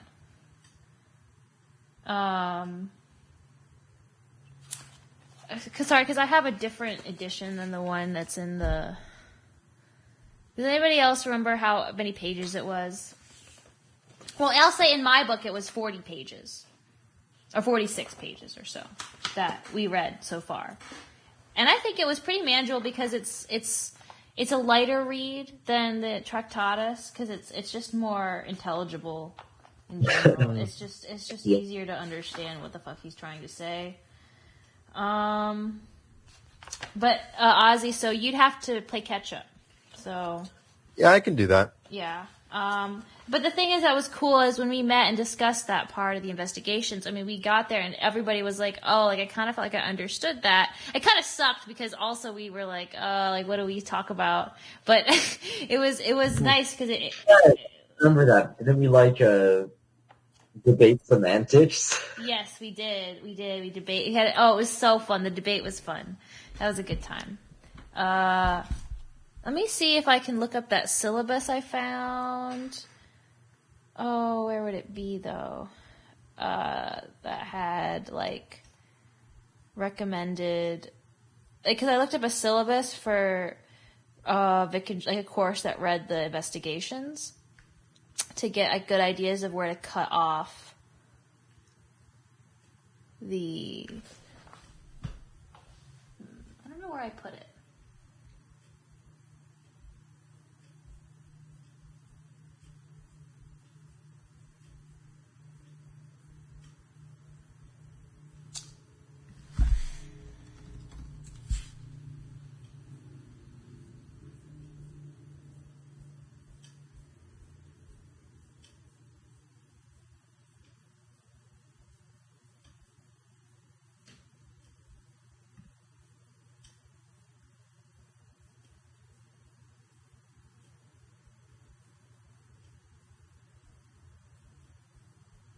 I don't fucking know.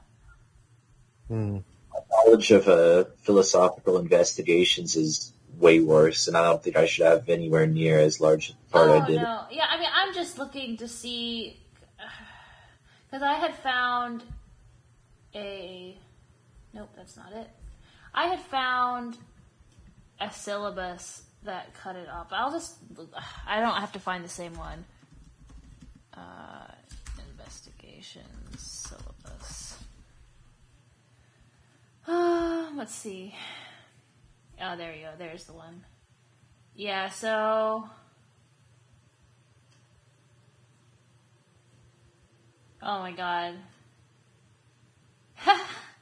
I'm looking at the syllabus, and so the whole class is a Wittgenstein class, and they spent the same amount of time, or maybe like a little bit extra, but like the same amount of time on the Tractatus as on the investigations, even though the investigations is way longer.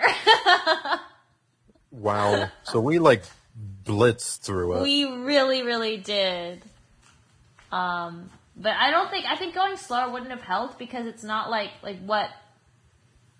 how would that have helped us? The problem isn't comprehension. The problem is not having the framework necessary to fully comprehend exactly what he meant. Yeah. Yeah. Like, if you read a sentence that has a word you have no idea what it means 100 times over, you might get a bit of contextual information, but like, you fundamentally still would have no idea what it really means. Okay, so I found the distinction. I'm just posting it again because I want to be able to find it. Maybe I won't be able to find it. Oh wait! I should have just searched syllabus. I wonder if I would have been. Oops, I spelled it wrong. Syllabus. I don't. No, it's not there. Whatever. Okay. Where should I put this? I guess I'll put it in voice text. I don't fucking know.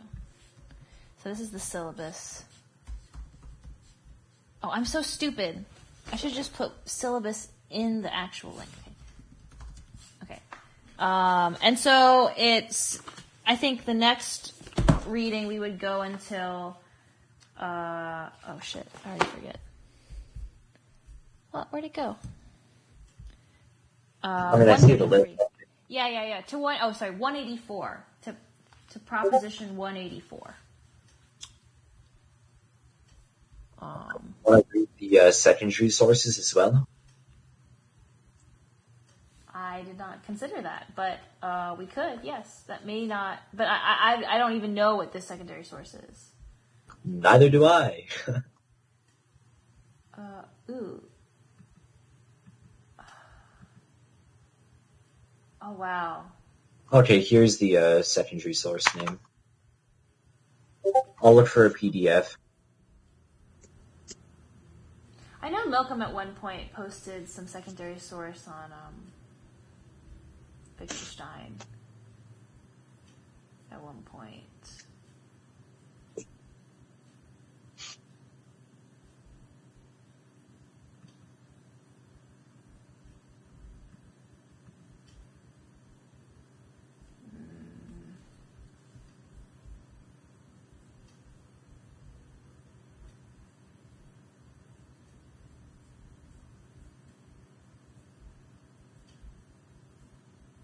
Where did he put it? Like, I'm so confused. Like, I know Malcolm put some stuff somewhere, and I don't know where the fuck it went.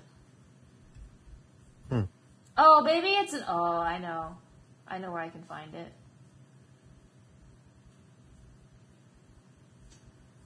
It's in the reading schedule. Because... Wait. Yes. Cambridge Introduction to Wittgenstein's Philosophical Investigations. Okay. I found the link. I'll post it again. Link spam. Yay. Oops. Oh, shit. Shit! No! Nobody go there. Fuck. I just... Did anybody see that? Yeah. Yeah, I just doxed myself. You fucking idiot. Alright. That's okay. Ozzy, you did the same thing earlier too with your Google Doc. It's alright. It's whatever. I feel pretty safe with you guys relative to other places. That's brave. Yeah. I mean, if this was still connected to the JREG server, I would be a lot more paranoid. Oh, yeah. Wait, how come? Oh, because it's not. I see. Damn. Okay. Oh, fucking hell. Let me see if I can God do damn this. bougies. I only find an Amazon link. I need to keep looking, dude. Okay. You can just use I don't know what they're called, the pirate sites like Sci-Hub. Yeah. gonna- Well, I could probably get it through my university library. Ooh. Wow. Yeah, I mean, you can get anything. I mean, if you're in college or work for a university, you should be able to. Except for I have to figure out. Oh, there it is. Sign in. Okay.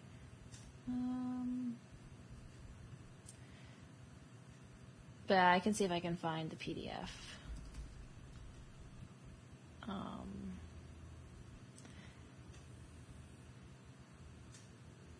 Okay. So let's see here. It is the monk R.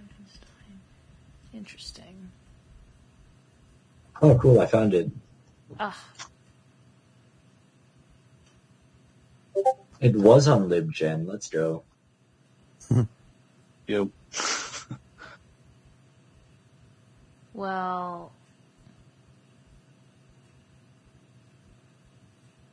I found it too. Well, your second doesn't really matter. Yeah. And mine is not in English, actually, so that's not helpful at all anyways. I don't even know what the fuck that is. Okay. Cool. Potential security risk ahead. Oh no. 404 not found. Try this one. Did you just make me download a virus? Oh, there it is. Roll. Does the second link work? Yeah, it does. Okay.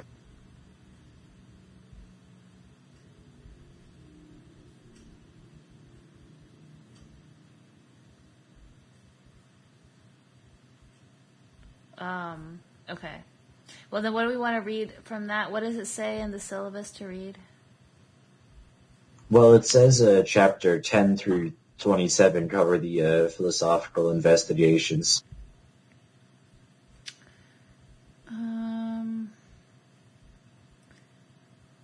Wait, but how do you even...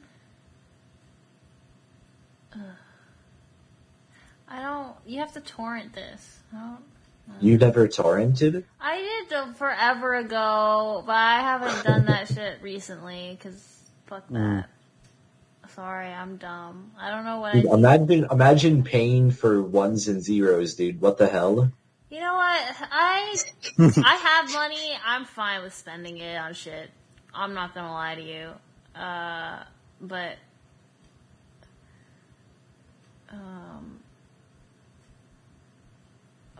well, it doesn't matter. I'll figure it out. Wow, it reads the guillotine in here. Huh? This VC reaches of guillotine. What? Huh? It reeks of guillotine? What does that even mean? Bougie. Oh. You know what? Let me see here. Ludwig Wittgenstein, the duty of... I'm going to try and see if I can find it at my library.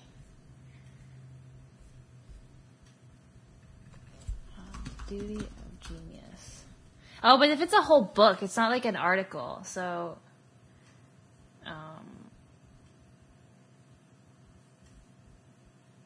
I mean, it's on Amazon, if that's more akin to your tastes. No, I fucking hate Amazon. No. Well, I mean, other people can do what they want with that. But also, did you see how the one that I linked there, and also it's a secondary source, the one that Milcom suggested as well. maybe worth looking into. But I'd have to read through it myself before knowing what to read. Maybe that's why it's nice to have the thing with the syllabus, because it's already like, oh, this is what you should read.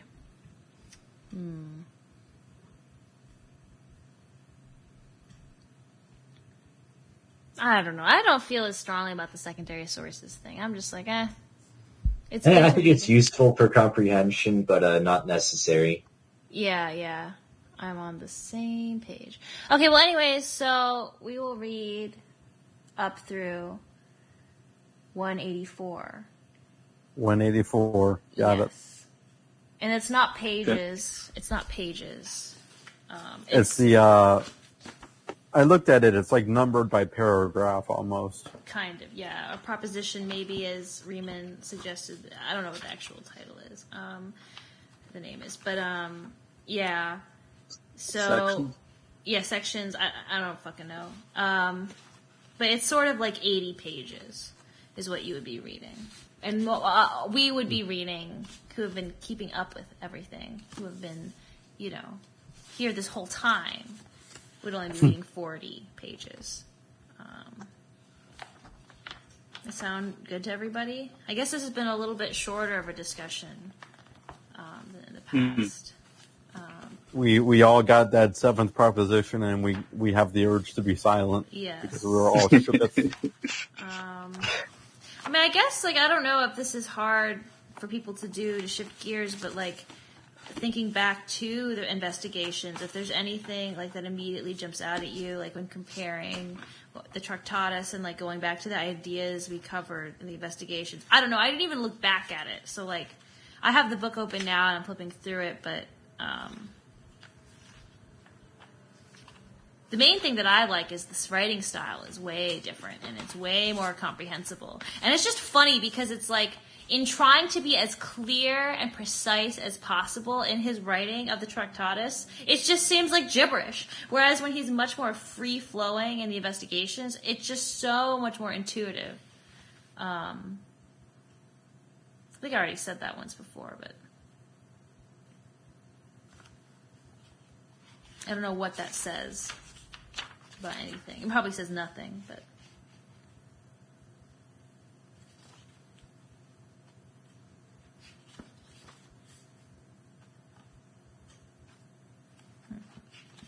Well, you guys are a lot of fun. So next time we'll read through did I say 84? Yeah. Yeah. Oh, yeah, you did. 84. All right. And I guess we probably won't do... Oh, do we want to do a second reading? We don't even have a time for it. Yeah.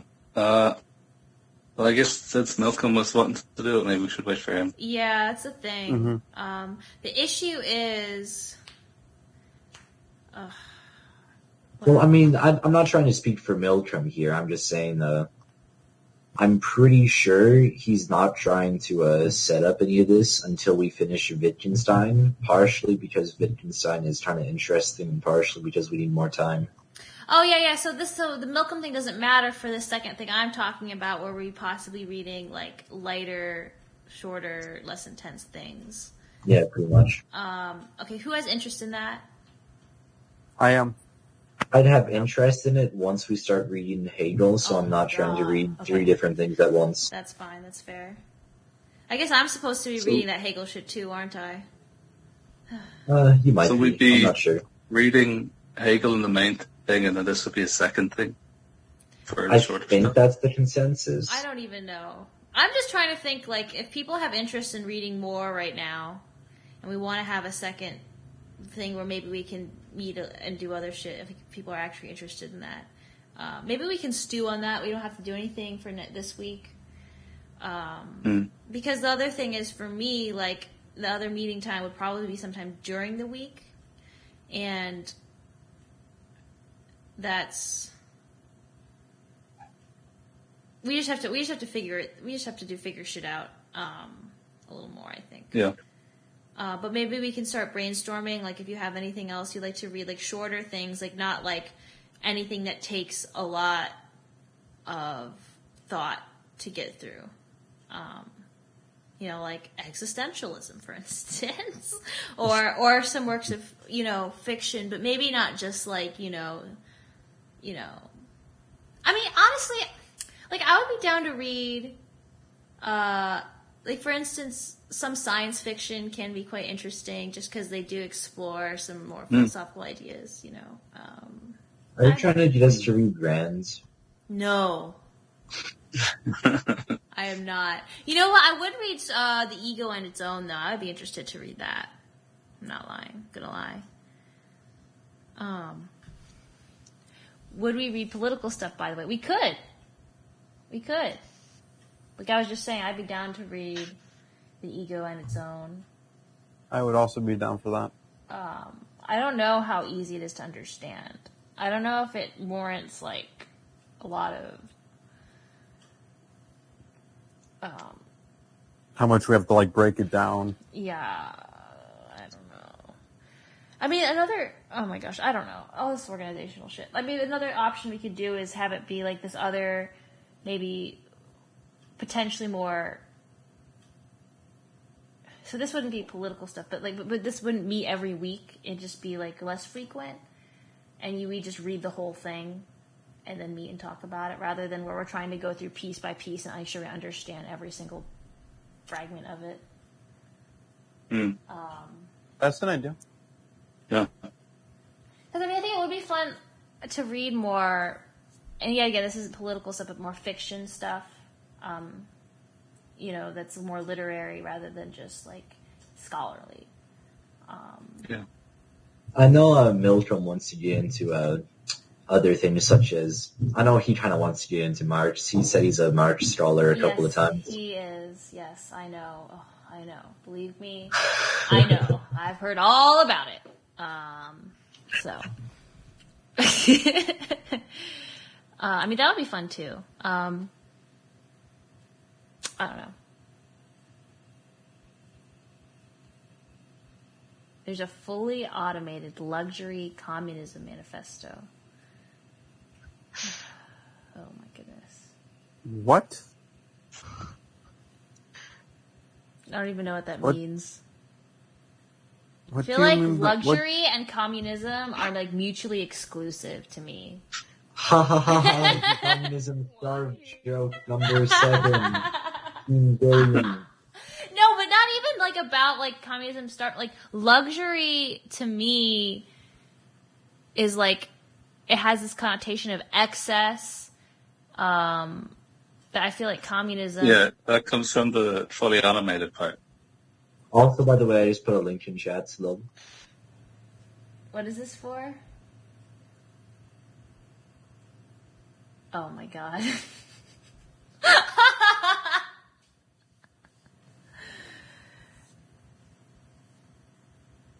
What is this? Oh my god.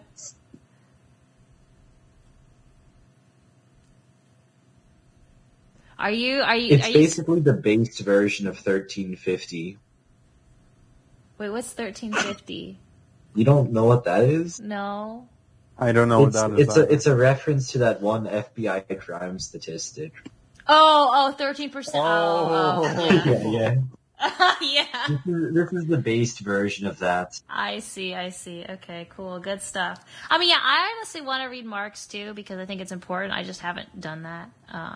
But I think like that's something that comes after Hegel, right? Like we'd read through Hegel first, and then we'd work down through Marx. Oh I did the exact opposite, to be honest with you. I didn't really feel that I needed to understand Hegel to understand Marx, but I could definitely see a more richer understanding coming out of reading it in the other order. I mean, it's not like I necessarily think you have to read it in that order, but it's just because we're going to go through Hegel, I almost feel like, it'd be fun to work through that progression. Yeah. But I don't know. I mean, I'm just thinking about like how we'd want to do potentially a second kind of reading group. Like, would we really want to be similar to the main thing that we're doing? Wouldn't we want it to be something kind of distinct and different? Where like one of them is like a long form, really going in depth. Every week it's maybe something similar, a similar topic, at least for the span of a particular book that we're reading. versus like the other one where it's week to week or maybe not even as frequent, and something maybe lighter or something that's shorter. I don't know. It's just hard to do this planning. I mean, especially because we don't. I don't know even who is normally around. I guess we're missing Hate. He hasn't been here the past couple weeks, and Cryo's not here. I don't even know who the regulars are anymore. Ugh, so sad. But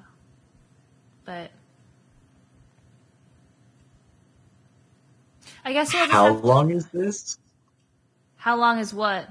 288 pages. What is 288 pages? Good question. Reeman, what is 288 pages? Is it one of them things Milcom sent you? The fully automated manifesto. Oh God. Why is it so long? Oh my God. I love that. Who Wow. is Aaron Bestani? Is this Who is irony? this person? Who is this person? Pretty big, like, it has big letters. Oh fuck.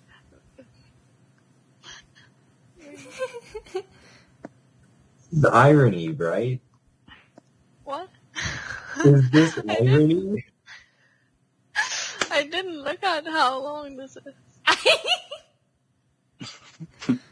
Oh my gosh, it starts with somebody who's Chinese. That makes me want to read it. Cringe. What? I said anecdotal beginning is cringe. Oh. It works though. That's how people think. President Obama ratified the Space Act? Is that so he could drop missiles from space? Whoa.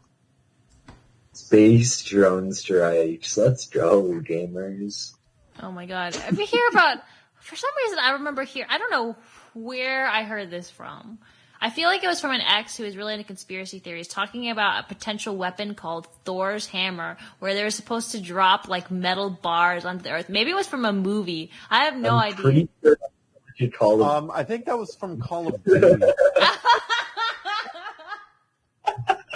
I think it was from Call of Duty, but I think it was from like I think they're like actually proposing that though. I think it was from like Ghosts, wasn't it? Well, isn't There's a wiki page on it. It's called Kinetic Bombardment Project Thor. so is that real? It is real? I think so. The concept originated during the Cold War. Yeah, to get around the fact that there was like that one tree that said, "Oh, you know what? Maybe we shouldn't put nukes into space." Okay. And then they're like, "Oh, maybe not nukes, but." Okay, but it is in Call of Duty. It says it's in Mass Effect 2? When was this in Mass Effect 2? It must have been like some weird side thing, was it? I played all of that shit. Kinetic weapons in Mass Effect 2 are like, I think they're termed for traditional weaponry that shoot projectiles. Oh, okay. Oh. Okay. Yo, who here played Mass Effect 2? Or Mass Effect, all of them? I played one of them. I forgot which one, but I enjoyed it a lot. I haven't played 3. I mean, it's fine. But I love the Mass Effect universe. It is the best science fiction universe. I think it's my favorite science fiction universe of all time. It's pretty cool. It's pretty cool. And I think it's like, well, it doesn't matter. I don't need to go on a rant about it. But there's this one DLC, and I forget which one it is. But it's like, they're infiltrating, like there's like a experimental station, and they're saying like, oh, there's like a virtual intelligence, and it's going haywire. Yeah. You know which one I'm talking about? Yeah, that's in Mass Effect 2. Yeah, dude. Oh, that shit was like fucked up. Oh my god, it was so good. It was. Have you played Outlast? Yes, actually, recently. Didn't it remind you of that? Like the... A bit, yeah. I was Yeah, like, actually, what I the didn't fuck? mention it. Oh my god. And actually, I'll be honest, like, I didn't play through the game, like, my ex played through the game, and I watched and screamed in terror because it was so fucking terrifying. I couldn't handle I it. wasn't able to. I wasn't able to play it by myself, so I got a couple of friends and we drank and played. So we Yeah. could get through it. Yeah, because it's so scary. Oh my god. Yeah. Oh, I couldn't handle. It's just so stressful. It's just so stressful. Like, I tried to play, and I just couldn't. I mean, I couldn't even play The Last of Us. Like with oh gosh, it just stressed me out too much. I haven't played it. Last of Us is good. Last of Us has a great ending. It was good, yeah. I love the ending. I don't like. The ending is a utilitarian nightmare. It's a deontologist. Well, no, it's not. It's just a nightmare in general. But it's awesome. I love it. I love it, dude. I love it. He chose. I'm sorry. Do people care about spoiling things? No, I'm not going to play it. So. Yeah. Okay. So so basically, there's this chick, right? Ellie, and she. Oh, well, I should just start over. It's a zombie apocalypse game, right? And I know a bit about it. Ellie's like the surrogate daughter or something. Well, yeah, she's just this girl, and she's immune to the fungus that causes the zombie thing. And so the main guy Joel is like taking Ellie to go to this place where they can get her to help do research to make a vaccine, because she's like the only person who's immune. And so they get there. Finally, after all this bullshit, and Ellie and Joel bond. Like, Joel lost his daughter. Ellie's like his new daughter now, and he like cares about her and shit. He was so jaded, now he isn't. They get to the place, and then it turns out that she has to die in order to like do the research necessary. Like, because the way they get the specimen out of her is going to kill her. And so... Whoa. Oh. And so the thing is, it's kind of fucked up. Like, the people, what they did is they just like directly took her away and put her like into the surgery or whatever, and like it's not like they talked to them, like the group talked to them, were like, oh, by the way, this is what we need from you. They just like started doing it without Ellie's consent, you know? And so Joel is like, nope. He just kills them all and saves Ellie. He just kills them all and just ruins the chances of using her to make a cure. Like, he's just like, fuck all of humanity. I don't care. I am not letting you kill my, new daughter. And oh my god, it's just like at the end, she like asks him like, what happened? He's like, nah, there are lots of others like you. They didn't need you, actually. That's what he tells her. What the shit? It's so fucked up. But it's so good. It's so real. It felt so authentic. Like, I feel like that's like actually something a person would do. You know? Like, that just felt like that's what real life is like. That's what real people do. They're gonna care about the people close to them more than... And to be perfectly honest with you, who knows whether they would have been able to get any useful information out of killing that girl. Like, I'm gonna, like, as a scientist working in the biomedical sciences, I know all too well, there's no guarantee that anything useful would have come of that. So, anyways, but oh my god, I mean, it was just so good. Oh my god, amazing. And then there's all this like drama because the sequel just came out recently, and like everybody's all pissed off about it. I've seen bits about that. Yeah, some people are mad about it. I feel like I'd say a solid 80% of the criticism I've heard is like, stop putting politics in video games and that bullshit. So I've heard good criticism, and I genuinely have some solid problems with it, but it wasn't terrible. It wasn't as good as the first, but it wasn't really as bad as lots of people like to make it out to be. I didn't play the game. I just watched some like videos of it, and like Same. I was watching some of. I couldn't get through the whole thing, but some of PewDiePie playing through it actually. Nice. But I mean, like, I think it wasn't bad, but like the story just wasn't. Like, I felt like there was a message, and maybe not like a clear message, but The Last of Us, like, especially with the way it ended, it was like, there is a point to that story. Like, I don't know what it was, but it was like, they had something, there was like some emotional weight there. Like, it was significant. Mm.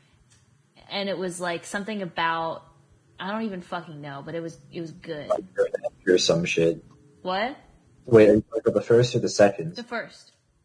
Oh yeah, the first was like, I guess, like a big moral question. Yeah. But then the second, like, I don't know, like, it seemed like it was just like revenge bad. Like, Much.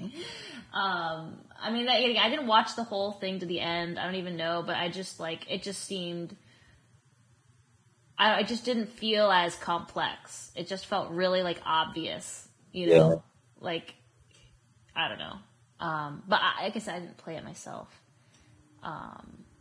So I don't know. It just reminds me of like, I'm sorry, I'm such a fucking like dork, whatever. But like, there's, I don't know if any of you are into like anime and stuff, but like, there's like, have you heard of Durarara? Anybody? I've heard of it, but I haven't seen it. Well, yeah, there's just, thank you, Soda Dream, because there's just this one character who's like in love with this chick, and she's actually, it doesn't matter, but he's like, I can see myself committing, like, I'm so deeply in love with her, like, I would do the greatest good or the greatest evil for her, like, I would do anything, you know, like, for that love. And I just thought, like, that just reminded me of Joel, like, you know, like a love where you love something so much, like you would do anything for that love. And it's kind of like showing a negative side of love. Like, love isn't always good. Oh, what was that? Oh, I guess it was the phone buzzing. It just sounded like a drill. It sounded like a drill. It did.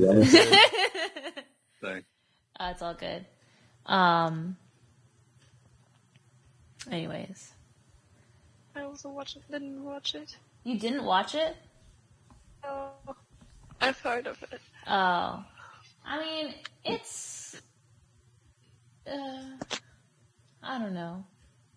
I just had a phase where I watched, like, a lot of anime, because that was, like, all I did.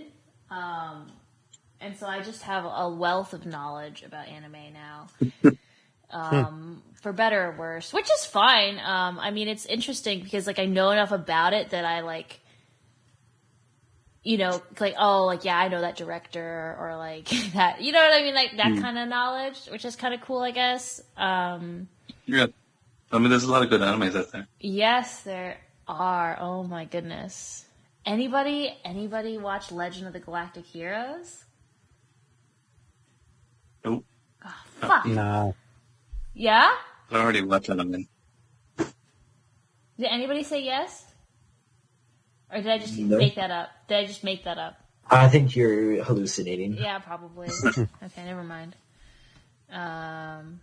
Doesn't matter. What you were talking about with like people choosing like what's most important to them personally. I remember a story. I don't know if it's true or not, because it's one of those stories that I can see people kind of making up. Yeah. But it was like this guy out fishing with his son and his friend. And then something happened. You know, I don't actually know what happened, and now that I think about it, it probably is a fake story. But anyway, for some reason, the son and his friend end up drowning, or like nearly drowning. And then the dad like saves the son's friend and not his son, because he was like, and this is the bit especially that makes me think it's fake. It's because the guy was a Christian and his son was a Christian, so he's like, well, my son's going to go to heaven, and then his son's friend probably won't. So I got to save the son's friend. Yeah. I wonder if people actually behave like that. Wait. Wouldn't you want to let your son drown because he'll go to heaven, and then you want to save the other one? That's what Right. I'm saying. That's that's what I was. I just got here, so fucking. Yeah, no, we're off on a huge tangent. Actually, it's not even a tangent. We've just completely gone. Huge away. tangent is normal for this late in the session. Yes, but I mean, okay. Now we get to have the fun question. I mean, if you, how difficult do you think it would be to make the decision between, say, killing a loved one and killing a random person / killing a group of people / maybe, an entire nation or something? How difficult is that decision for you guys to make? Is there a clear answer? Do you know what you do? Do you not know what you do? I think it would be one of those decisions that's extremely painful but extremely easy to make. Okay. Does that make sense? Yeah. So what would you do? I mean, unless I have some reason to believe that, like, all of the other people are all, like, convicted child rapists. Yeah, you would sacrifice your loved one? If it's just between one person and my loved one, then I would probably just go for the loved one automatically. Well, I mean, you don't. I'm guessing. Do you have children? You probably don't. Not only do I not have children, I will never have children, and think it's kind of a shitty thing to do. Oh, antinatalism is cringe. Ugh. You know what? It is super fucking cringe. It is super fucking cringe. I get it. I have a friend who took so fucking long to convince me of it, and I would have been convinced so much earlier if I didn't also think it was cringe. But, like, fucking, just because I think it's cringe doesn't mean I think it's wrong. I think it's wrong. I think that, well, we don't have to, we can answer the first question. We can get back to this second one. What's the first question? The first question is basically, no, what you answered, like, would you, like, if you had a loved one, because I was going to say, like, oh, what if it was your child? No. Yeah. Okay. I'm thinking of my partner with it. If I have a child, it's by accident, I'm going to take the opportunity to get rid of them. Oh my god. That's not funny. Fucking, I thought I was being a funny edgelord. Somebody else laughed. Yeah, I mean, Oh. I'm also very anti-kid. You know what? I do not like children. You know what though? I thought you meant, like, honestly, what I heard, and I realized now you were talking about, like, take the opportunity to get rid of them in the sacrifice situation. I thought you were saying, like, oh, if I accidentally take a kid, I take the opportunity to, like, abort them. Like, that's how I interpreted that. Like, oh yeah, let's just abort. If I have a kid, abort them right away. And I was like, Postnatal abortion. But I was like, anyways, it doesn't matter. You're right. I should have phrased it as a postnatal abortion. Yeah, but abortion is immoral. Okay, sorry. Sure. And that's another. Actually, since you think that's an interesting one. Like, if you're, well, I guess you're a woman, but so say. Yes. I am. Don't worry. I guess so. But, like, if someone's partner was pregnant, and it was, like, fairly certain that they'd die for whatever reason, giving birth or carrying the pregnancy, like, should they get an abortion or not? Okay, so here's how I feel about that shit. So, it is always, all right, if the mother will die from the pregnancy, but the baby might survive, and if in order to ensure the mother's survival, you had to abort the baby, it is not exactly immoral to have the abortion, but I wouldn't say it's moral either. I would say it's like, like the mother, like, because it's better to have, like, the mother. I would say it's not moral. It's just it's not immoral to have the abortion, is what I would say. But I wouldn't say it's the right decision to save the mother. But if, for instance, both the mother and the baby would die, it's obviously moral to have the abortion because there's no winning if you don't have it. I guess. So if your life was threatened with a pregnancy, you would do what suits you personally. Wait, I don't mean that in like a so you're a mean way. consequentialist unless it feels bad? So I'm what? You're a consequentialist unless it feels bad? No. Fucking, here's the thing. Wait, how did I say I'm a consequentialist until it feels Fucking, no, here's the thing. You kind of make the broad statement that abortion is wrong, but then you lay out situations where you think that the harm caused by not getting an abortion is greater than the harm caused by getting an abortion. So it seems like you're kind of... Well, here's, I guess what I would say is, okay, here's, I guess what I would say. It is always wrong to kill something. And having an abortion is killing something.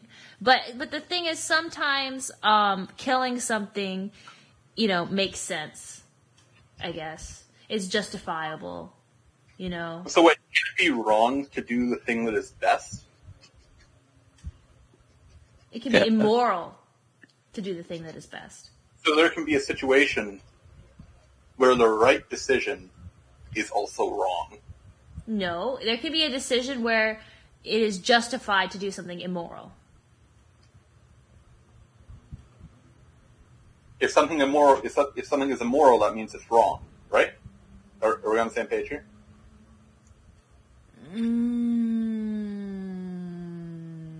I don't know if I'd say that. I mean, maybe that just makes me weird, but I feel like I'd have to think about that. For some reason, I'm thinking that just because doing something immoral doesn't make it wrong. But that I don't know if that makes any sense at all. But there's some distinction in my mind. Well, okay. Presumably, the point of morality is to help you guide your actions, which means that when you make statements like X is moral or X is immoral, you're making statements like you shouldn't do X or you should do X. So X is right versus X is wrong is kind of the same kind of idea. If you're saying something immoral is also okay to do, then your idea of morality doesn't really hold very much weight. I mean, I would say my idea of morality probably doesn't hold much weight. My idea of morality is really fucking weird. So...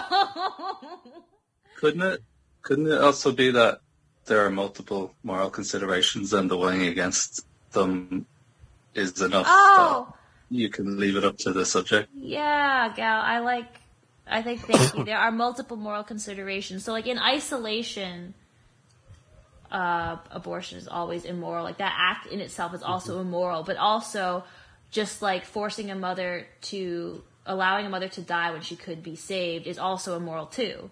And so there's okay. So if you went out of your way to have abortions, that would be wrong. Yes. But there are situations where abortions are okay with other things weighing in on them. But I mean, I don't understand why any sane actor would purposely seek out doing that. No. It's just... Well, I'm just saying, for instance, having an abortion just because you don't want the kid is... Well, but if you don't want the kid, that means the kid's probably going to have a shitty life. Not necessarily, and a shitty life is better than no life at all. I would definitely disagree. I know you would disagree with that. Because I have this belief that the potential for good in life justifies actual suffering in life. I know. Wait, then what if you just take a dice roll? What if there's a baby, okay? What if there's a baby and you say, we need to decide if we need to abort this baby. When this baby is born, we're going to roll a 100-sided die, or I guess 2 10-sided dice. And if it comes up to a 1, this baby will be happy.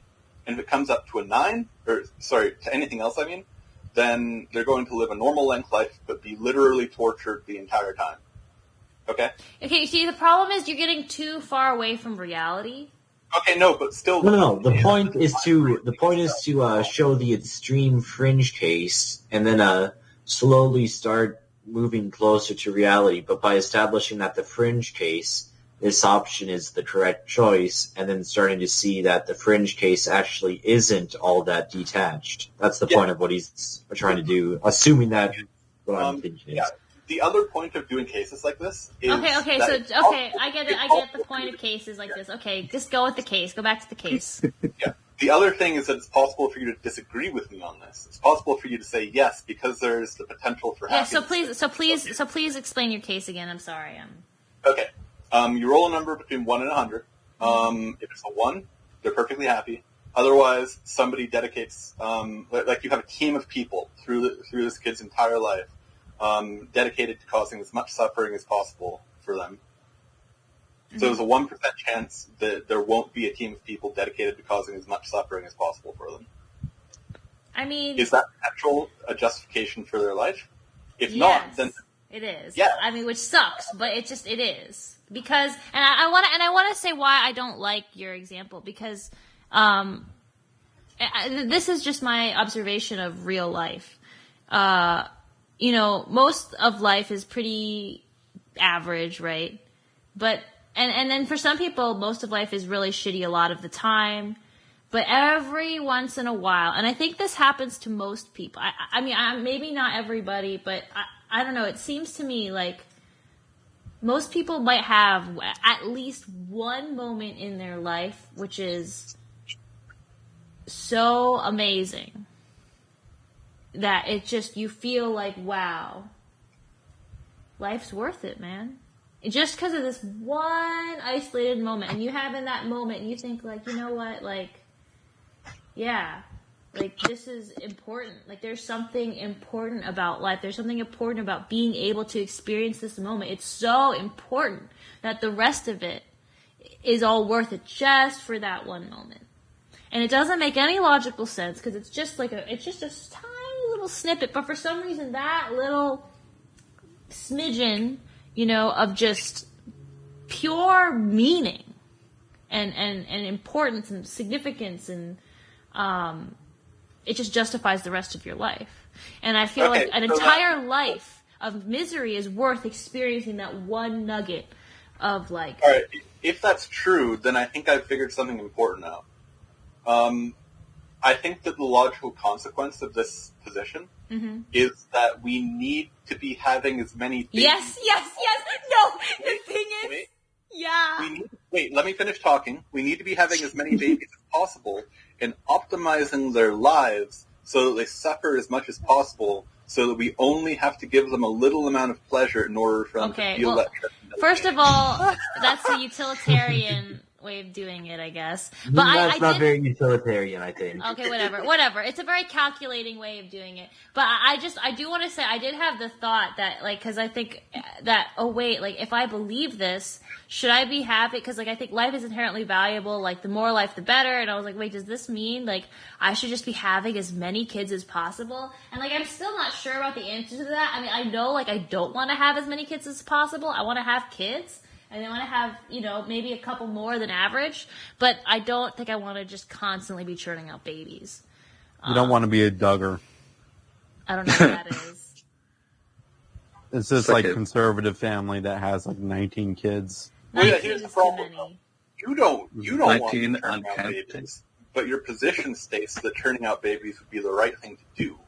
So you should. Well, I have to think about it. I have to think about it. But I do.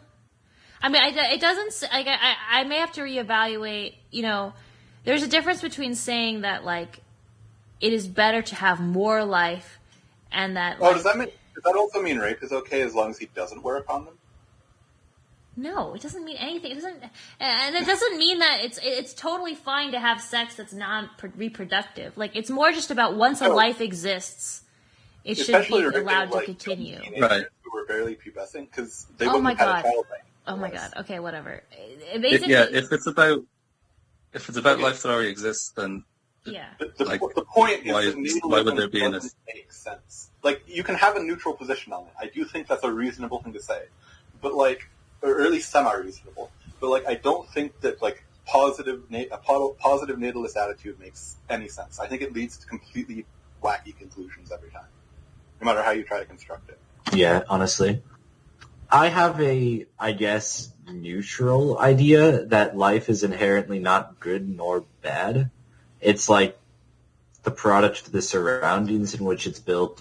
up. So if you are going to be born and you are going to have absolutely shit conditions and just have shit material conditions, I guess I want to say. Sorry, I had to say it. But anyways, I would feel that in that case, life would potentially be negative. But if it's positive circumstances, then yeah, I don't like this idea of prescribing that it's good or bad. I feel that that's not nuanced enough and doesn't really describe how life is. I mean, I also just think part of it is we can't know. Like, you can say, like, oh, like, if it's bad, life is bad if the person has bad material conditions, but, like, you can't know the future of a person's life. They might start out with a shit life, but, like, it might become amazing later on. Like, you can't... Well, yeah, you can't know the future of a person's life, which is why even if it looks like it'll be good, you shouldn't have children, because there's a pretty good chance it's going to be bad, like, really awful at points. Like, deeply awful. I just weight the potential for good as always being more... Like the potential for good is just enough. It's sufficient for me. I mean, the potential for good is important, but it's not like you should completely justify anything just because there's potential for good. That's the only problem with that kind of argument, to me at least. It's less about justifying anything, but more about saying, like, any life is worth preserving no matter what. Because it has the potential for good. Rather. Oh, yeah. Okay, so I kind of see where you're coming from. It seems like you're also trying to fight back against the possibility that antinatalism might devolve into, like, omnigenocidalism.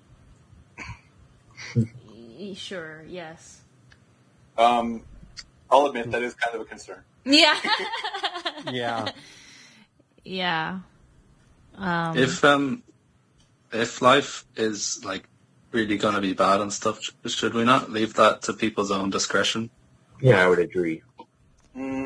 Like, if they want to kill themselves, they can do that. I'm going to be honest. I feel that they should be allowed to, but every attempt to prevent them, not like physically prevent them, but mentally prevent them, should be done. You get what I mean, right? Well, here's what I think. If I don't necessarily want, like, some kind of...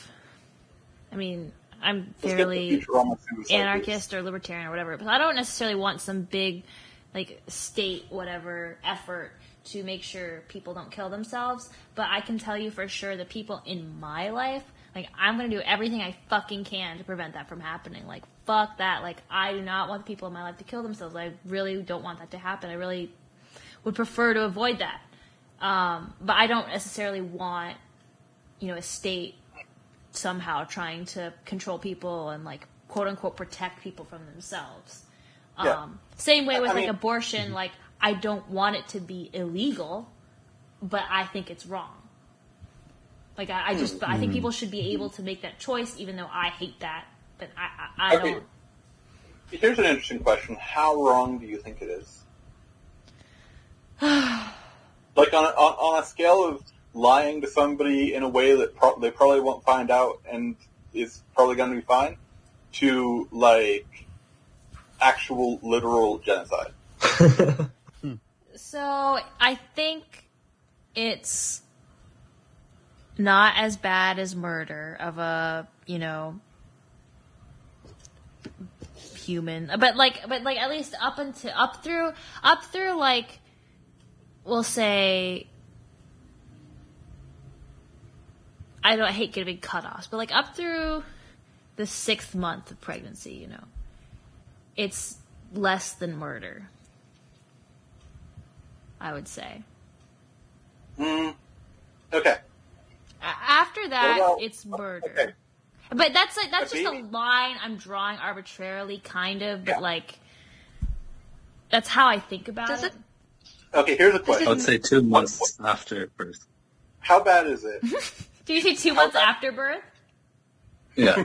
Yeah. How bad is it then if you have sex and then the next night you somehow get rid of the zygote?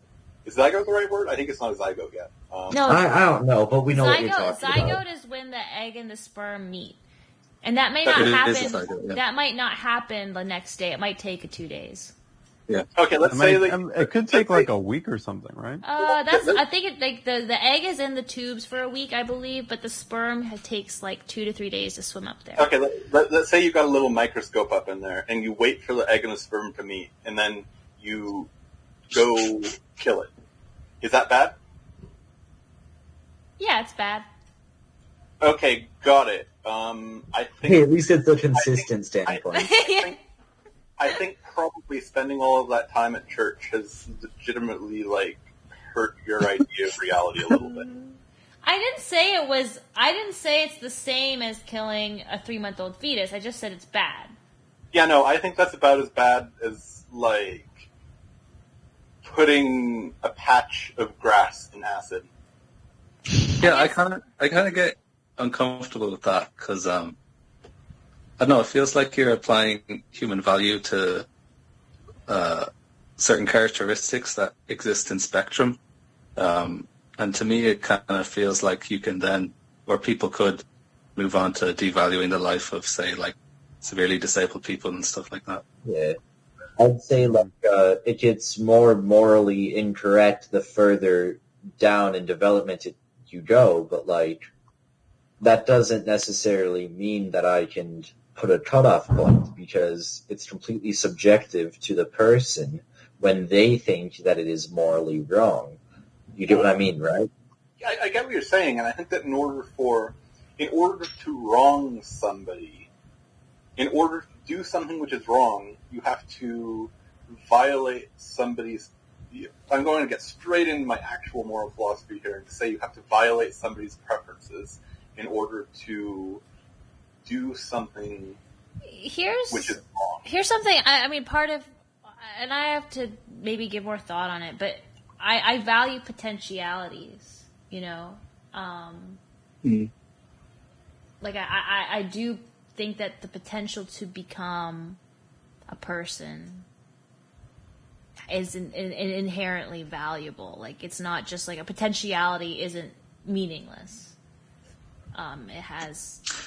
It's not equal to something that is currently actual, but it's not unreal. It's still a real to me. That's how I feel. Not nearly to the extent that you believe that. I feel that there's a definite fallacy to be had to strongly believing that something that has the potential to be something is almost equal to that something. And I agree that definitely does exist to some degree, but the way I believe it is not anywhere near the degree of what you believe it. Yeah, that's fair. Mm-hmm. I guess I just think... I just think about me personally, you know? And I mean, I do immoral things. I do things that I think are immoral sometimes, and I can see myself possibly, if I got pregnant right now, being like, oh, well, I don't actually want to deal with that and getting an abortion. But I don't think I would. I think I would feel if I just, even if I found out, let's say there was a sensation of knowing when a zygote formed in your body, and I had that sensation, so I just knew there was a zygote, and it was only a zygote. I would feel like it was wrong to get rid of it. Maybe I would still do it if I really felt like it was that inconvenient to me, but I would feel like it was wrong. There was something wrong about it. I wouldn't feel like it was just, oh, nothing. It would feel wrong. And I think I would feel very, very, very guilty if I went through it. I think I would have to deal with some guilt over that. Thinking about, oh, I could have had this life, this person could have been, but I snuffed it out before it even had a chance. I'm going to be honest, what I believe is in no way contradictory for you personally having those beliefs, because I see nothing wrong with people independently coming up with those decisions for themselves. Because I don't believe morality is transcendent. I believe everyone has a different view of morality. You know what I mean, right? Yeah. It's just kind of foolish to say, okay, well, this is immoral and this is immoral no matter what. Well, that's what I'm saying. When I say I think something's immoral, I don't think it's some objective standard for morality. I'm just saying what I feel is immoral. Oh, and I don't have any conflicts with you believing personally that something else is moral. Oh, you do. Well, I mean, on a personal level, I disagree with it, some of your notions of morality, but at the end of the day, it's not conflicting with my worldview, if that makes sense. Mm-hmm. Yeah, it does. I mean, if other people just having different views conflicted with your worldview, you'd be in trouble. Yeah, pretty much. Isn't that what the fundamentalists get in trouble with? What? Oh, hey, this person is just kind of living their life. We should, tell them to fuck off. Are you talking about, like, Christian fundamentalists? Yeah. Yeah. Well, I think... Or any. Yeah, I mean, I think in general, though, like, of course there are the aggressive, angry Christians who try to force people to do things, but that's not... I mean, the more true fundamentalism, as I interpret it. Okay. That's not real fundamentalism. No, but I'm serious. I mean, like from like the way from the people I've talked to who are fundamentalist Christians, like all of them, and maybe it's not any the kind of thing where they feel the need to force anybody to do anything. It's just Yeah, I understand what you mean. I'm just Wouldn't making a they- shitty at best joke. While I'm at it, Wouldn't they vote for real American legislation? Oh, I am totally. I think that abortion should be legal because I also don't think that there should be laws. But I think that as much freedom as possible. But But fundamentalists would vote for legislation. Mm-hmm. Yeah, they Or- would, and that's fine. I mean, I'd be fine with that. I mean, if I had the choice, I would not want that to be a law, but So isn't that them doing the fuck you thing? doing the what? So wait, That's them going out of their way to impact other people's lives. I mean,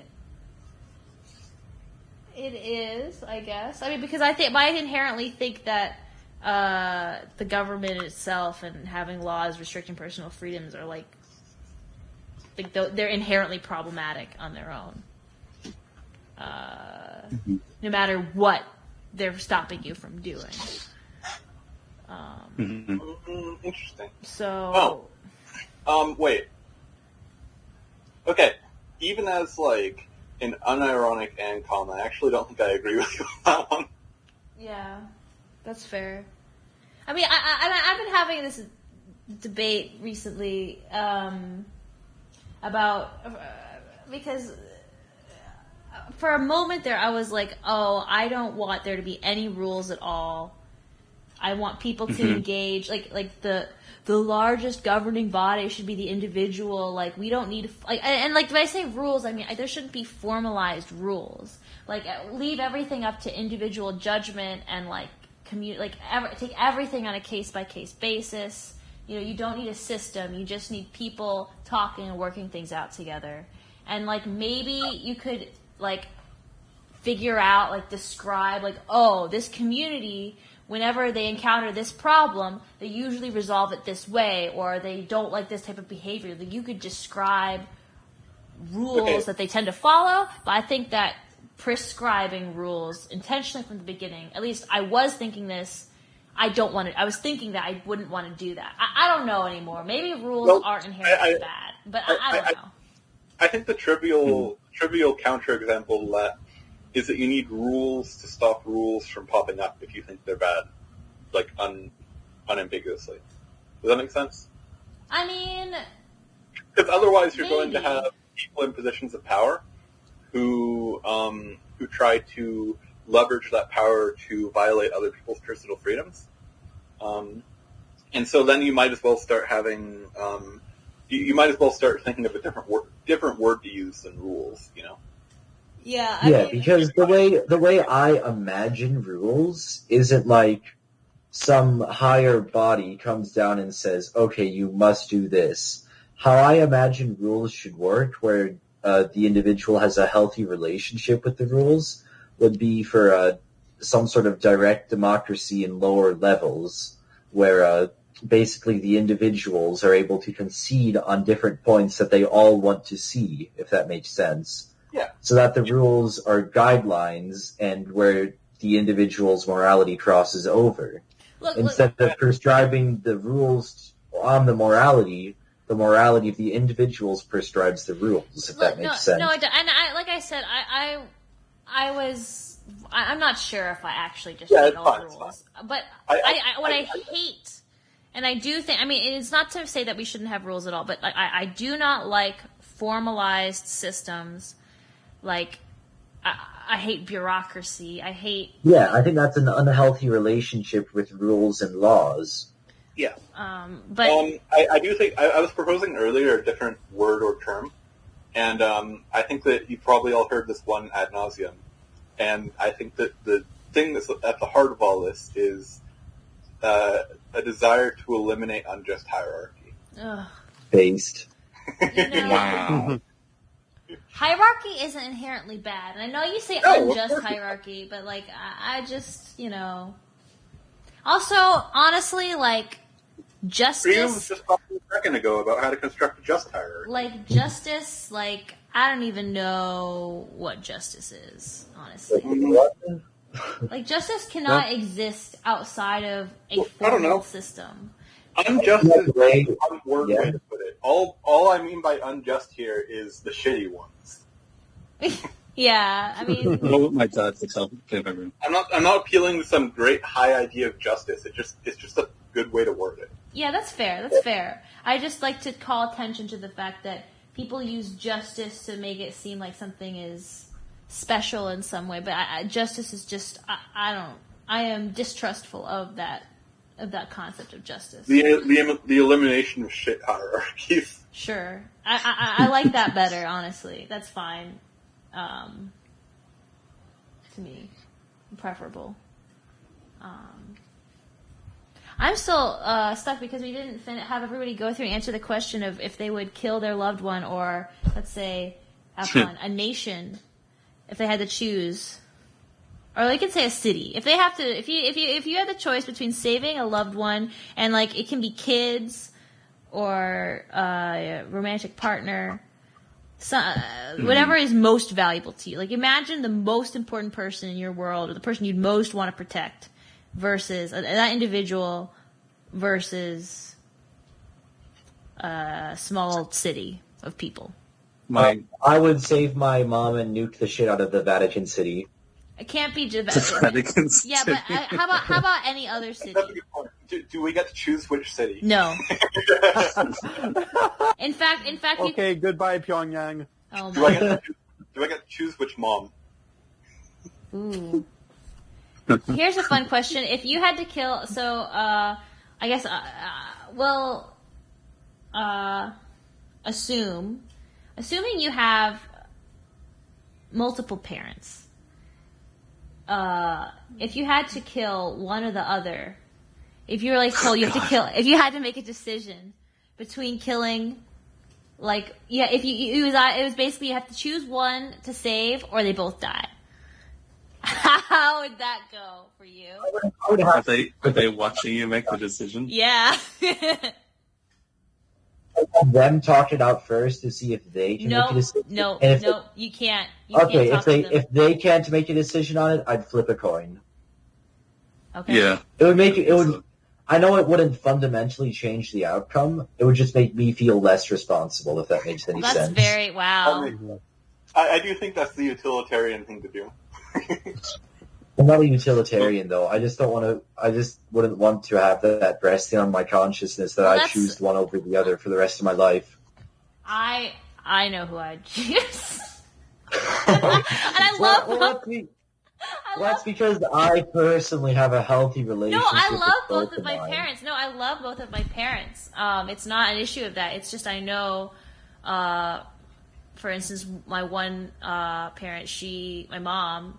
I don't know why I was trying to say not saying she was my mom. My mom, like, she would want me to save my dad.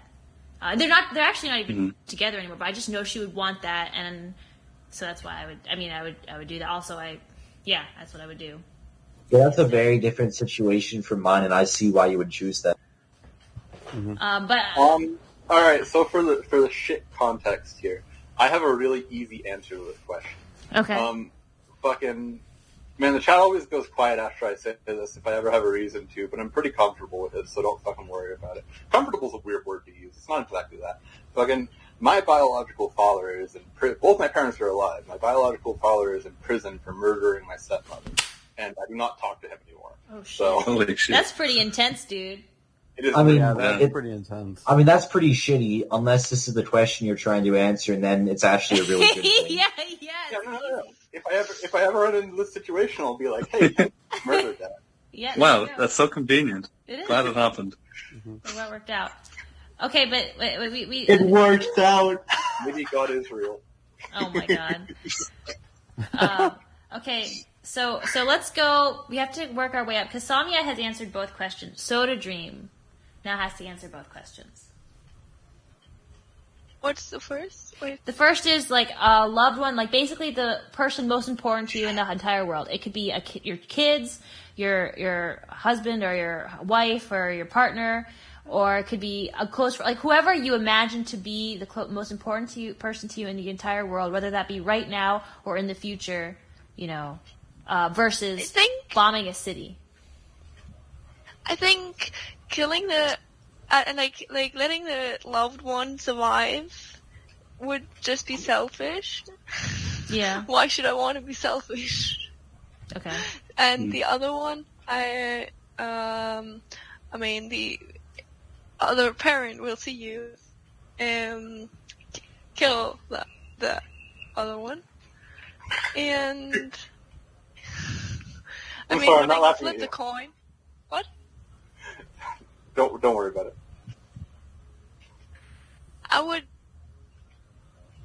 I would also go with like if they can see me flip the coin, that You guys are takes the pussies. responsibility You guys are from me. pussies.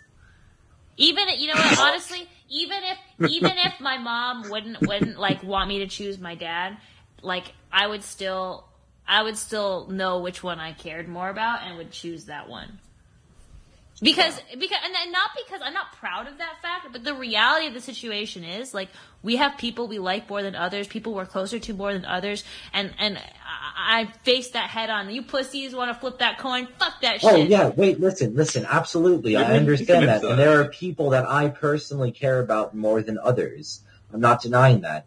I just feel that I like both of mine pretty equally. Okay, then. I mean, there's some scenarios in which I would prefer one over the other, but I'd say with both of them it's about equal. And to me, the weight on my consciousness of choosing one would be worse than potentially any slight difference between them, if that makes sense. Yeah, that's fair. That's fair.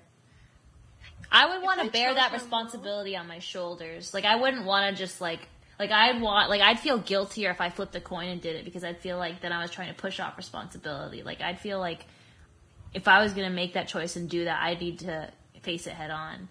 Well, I mean, because the thing though is that it's already out of my agency per se to not do anything and not hurt anyone because that choice has already been made for me. It's obvious that no matter how you look at it, if you're forced into a situation like that, unless you're a selfish fuck who doesn't want to have any responsibility at all, you're going to have to choose one or the other. Mm-hmm. You know what I mean, right? Yeah. So your agency is already taken away from you. And beyond that, I just want to minimize my individual responsibility in it for my Pussy. guilt, I guess. Pussy. Yes, precisely. I would not want to minimize it. I would want to have it etched into my soul as deep as possible because I know what I'm doing is fucked up. Well, I wouldn't want to maximize suffering for anyone, so It's no. not maximizing suffering. It's just maximizing like awareness of self-responsibility. Like I'm not. Well, it would trying to make me push it off. suffer, so. I guess. I'd rather suffer than try to shirk responsibility. If I chose my mom, wouldn't she hate me for killing my dad? Yeah, that's the Yeah, thing, too. exactly. Like, that's the thing. If willingly choosing one would put you on terrible stands with the other, Probably assuming not. that your Probably relationship not. assuming that your relationship with both is healthy and their I relationship don't is know. healthy. I feel like it wouldn't, because I feel like they'd probably understand. Like, unless you couldn't tell them what happened, but if like you explain the situation to them, they probably understand. Yeah, no, I think probably that if your relationship is like surface level good with them, then that it could hurt your relationship seriously. But if it's like really good with them, then they don't. Yeah, that's what I'm trying to get at. If their relationship is healthy and your relationship with both of them is healthy, I'd say flipping a coin is the best answer, just because it's the most understandable. But if you were to choose one over the other, and you made the other person aware that you chose them over the other person, and their relationship with the person who died is healthy, then obviously they're going to be pissed at you. They're going to wonder, why did you choose me? You get what I mean, right? But if you flip a coin, it's no longer about that. You're no longer choosing one over the other. It's just that you were forced into an uncomfortable situation, and you did what you considered to be the least bad thing I'd almost possible. rather have them be able to place their blame on me rather than to feel like, oh, they just flipped a coin and I happen to live. I almost feel like that's worse. Like, at least, like, if But I mean, like, it isn't your responsibility in the first place. No, it place. isn't. But like, if you think about it from a The psychological, agency is already taken if you think away. about it from the psychological perspective of the parents, and like you and your partner, and like you are in love with your partner, and you have a kid, and your kid kills your partner and saves you, and like. You would probably feel so fucking awful about the fact that you lost your partner, and like maybe you'd have some resentment towards your kid. If they flipped the coin, maybe you could say like, oh yeah, then they would have less resentment towards the kid in general, but then there'd be like nowhere to place that blame. Like, it would just be like, oh, just for no fucking reason at all except for chance I lived and my partner died. This sucks. I wish my partner survived. Whereas if the child just chose you over the other one, at the very least, like, there's a target. You know, it wasn't just random So you're chance. saying it's better because they have a scapegoat? Yeah. Okay, fair enough. And also, I don't another think thing I I feel just that way. realized, right, is that how similar this problem has an equal counterpart. Okay. Both of them are going to die, and you have the resources to save one. Yeah. I feel like if you put it in that scenario, it becomes a different problem, don't you think? Even though it literally is the exact same thing. Does that make sense? And I feel like my answer to that second problem would be the same. And I don't know if this is like some sort of logical fallacy, but to me, that means that like I'm not just basing this fully off emotions and like the kind of energy, I guess, if I want to use a cringy word like that, I get from the wording of the first problem. Does that make sense? Okay, I think to a proper consequentialist, these questions are not the same. I think that it's only the case from a naive sense of consequentialism. And the reason I think that is because they feel differently. I think that how something feels to people does affect how they suffer for it, and as a result, that could be enough to change the outcome. Yeah. To me, the fact that I feel the same way and what I would do, even though I feel different like emotions from each question, to me, that makes my answer to it feel more justified. I don't know if it actually does or not. It just makes me feel more justified about it. I'm saying once again. Yeah. That's fair. I have also considered the possibility, like, my mom's had a lot of mental health issues in the past. So if you put it between my mom and my stepfather, I think the moral answer might be do nothing and let both die. Whoa. Like fucking, Damn, bro. like, I think probably driving somebody to suicide is worse than murder. So, Potentially, yeah. I don't know. It's complicated. Yeah. I think the specifics of each person involved, since you know each one quite well, makes these questions really complicated. Yeah. Mm-hmm. For example, if it were just kill random person or kill random person, that doesn't have any meaning. That's fair. That's an obvious. I do think kill random person because you don't want two random persons. I think the fact that this question is different for each person actually is useful, though, because it lets us discuss very varying situations. Yeah. I think the question the whole is useless, but I think the meaning behind why our answers are so different is not any way useless. Yeah. Does that make Well, that's the whole point. The point is not to know the answer to the question. The point is to make you consider what informs your decision making. Yeah, absolutely. I'm just repeating that, to be honest. Yeah. Yeah.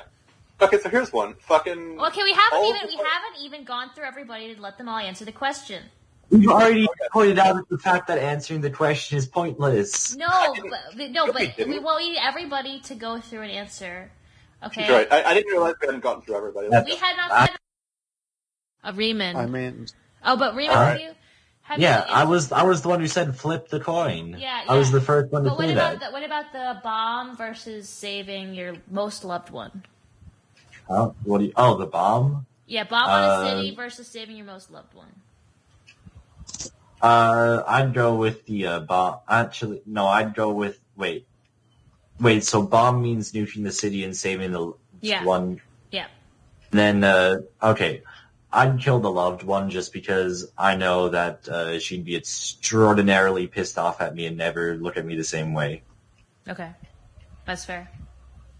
Because I'm trusted with them too, if I'm being honest with you. Okay. I still would do the same thing. What if they wouldn't know that you did it? Yeah. I would still do the same thing because I would tell them. There's no way I wouldn't tell them after all that time. Okay, what if we did that and then immediately killed you so you couldn't tell them why it happened? What would your decision be then? Same thing, because it's also like literally a city worth of people.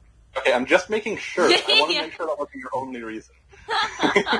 No, that isn't my only reason, but I figure it's a lot more interesting of a reason than just saying, oh, it's a literal city worth of people, and it makes me sound like less of a utilitarian dumbass. Mm-hmm. If you are a utilitarian dumbass... I'm not. Thank God. If you're not a utilitarian dumbass, then what motivates your answer then to the second part, which is you're killed immediately after? Because, if in any other case that I didn't die, I wouldn't do it, so why would me dying make me change my answer? Because your original justification... Oh, yeah, that's true. But, you're allowed I wouldn't be able to justify it, to be honest with you, you know? Yeah, that's There's fair. no way to justify the entire city going down for one person. Well, I understand that is a utilitarian argument, but I wouldn't say the same thing for a smaller case. You get what I mean, right? Utilitarianism at a face value is completely stupid, but I do believe that some of the notions behind utilitarianism do make sense, if that makes sense. Yeah. That's an interesting perspective. It shouldn't be Stupid is taken... a very strong word to use. Well, what I'm trying to say is that I don't think utilitarianism should be taken at its face value, but I think some of the ideas okay, maybe killing 100 people to save one isn't the best idea makes sense. Hmm. Hang on, what I'm trying to say is that utilitarianism makes sense at extreme cases. Yeah. What do you think? Is that better? An example of a case where it doesn't make sense is? So this is, I don't think it makes sense when you're talking about things like, I'm relating to a Twitter post I saw by the Black Science, Neil deGrasse Tyson, yeah, him. I was about to say Black Science Man. He's a utilitarian dumbass, basically. I'm going to be honest, I kind of forgot his name, I'm sorry. But anyways, I saw a post of him that was why are we worried about mass shootings, dude? Because way more people die of the flu every year. I think that's stupid because different ways of dying are not equal just because you died. But that's a common utilitarian view. That a death isn't. That isn't? What the hell? That isn't? Because I've heard utilitarians make the argument that a death is a death and that it doesn't really matter how it happens. Okay, well those are utilitarians who are shitty at thinking. Yeah. Okay, hang on. Maybe utilitarianism. I guess my view of utilitarians are dumbass utilitarians. Yeah. But anyways, I heard that argument, and I was like, no, that's stupid. Because that's does that answer your question, or did I Yes. kind of jump No, around it? you answered it perfectly. Ozzy. You answered it, and then I interrogated it. Yes. Okay. you. Ozzy is next. I just wasn't sure if I answered it good enough. Ozzy is next. Okay, starting with the city versus loved one thing. Here's a question: where am I in relation to this city? You're not. Like, is this? Hang on. I'm really sorry for interrupting you guys. I just wanted to say this before you got into it. I just realized I have to go, and I'm sorry to kind of just put in my input and then just skedaddle. But I just now realized that I have to be somewhere in literal 15 minutes. So I wish you guys good luck for the rest of your meeting. It's all good. Enjoy whatever you're doing 15 minutes from now. Yep, sounds good. Yes. Bye. Bye. Ozzy. So this is not gonna, because blowing up Chicago and blowing up Abu Dhabi are two very different things in relation to me personally. Yeah, I mean, how about this? It's going to be a city, you don't know which city it is, but it's not a city you live in or a city where you have any close friends. Okay. Why does Chicago or Abu Dhabi matter? Because if we're doing it based on personal relation versus mathematical scale, I would want to go to Chicago at one point, right? Oh my god. That is based. I don't even know what else to say. That is great. I love it. But I'm being serious. If we're talking about what matters to me versus what matters to everyone. Well, so it's up to you. Distance. It's up to you. I mean, but I think. Well, it's up to you if you talk about it about what matters to you or what matters to everyone based on your own moral philosophy. Yes, exactly. Yes, I mean, I think no matter what, I would save. I would probably save the city because even if it's Chicago. No, I would save the city. So yeah, it wouldn't matter what city it was. I just wanted to get that out of the way. Oh no! Even if it was Abu Dhabi, even if it was Cairo, even if it was Pyongyang. Well, Pyongyang would be different because that would be toppling a regime. I was. What if Kim Jong-un wasn't there? Then you'd wait to press it for a while. I mean, either way. Okay, it doesn't matter. I mean, either way. Yeah, it doesn't. I mean, I'm kind of there is a whole thing about it could be militarily advantageous for the city not to exist. And I'm just kind of I don't think that's relevant. Do I get to choose which city? Can I choose one in World War II Germany? Dude, but honestly, that's still fucked. It doesn't matter where it is. Innocent people are still gonna die no matter where it is. Yeah, and there's an entire culture to the World War II city. Germany. You'd be saving innocent people in that. If you chose the right time, at least. Well, it doesn't matter. We're not talking about being able to go back in time and prevent events through the murder of an entire civilian population. We are talking about a city now. Yeah, right. We don't know what they would contribute. They would. Yeah.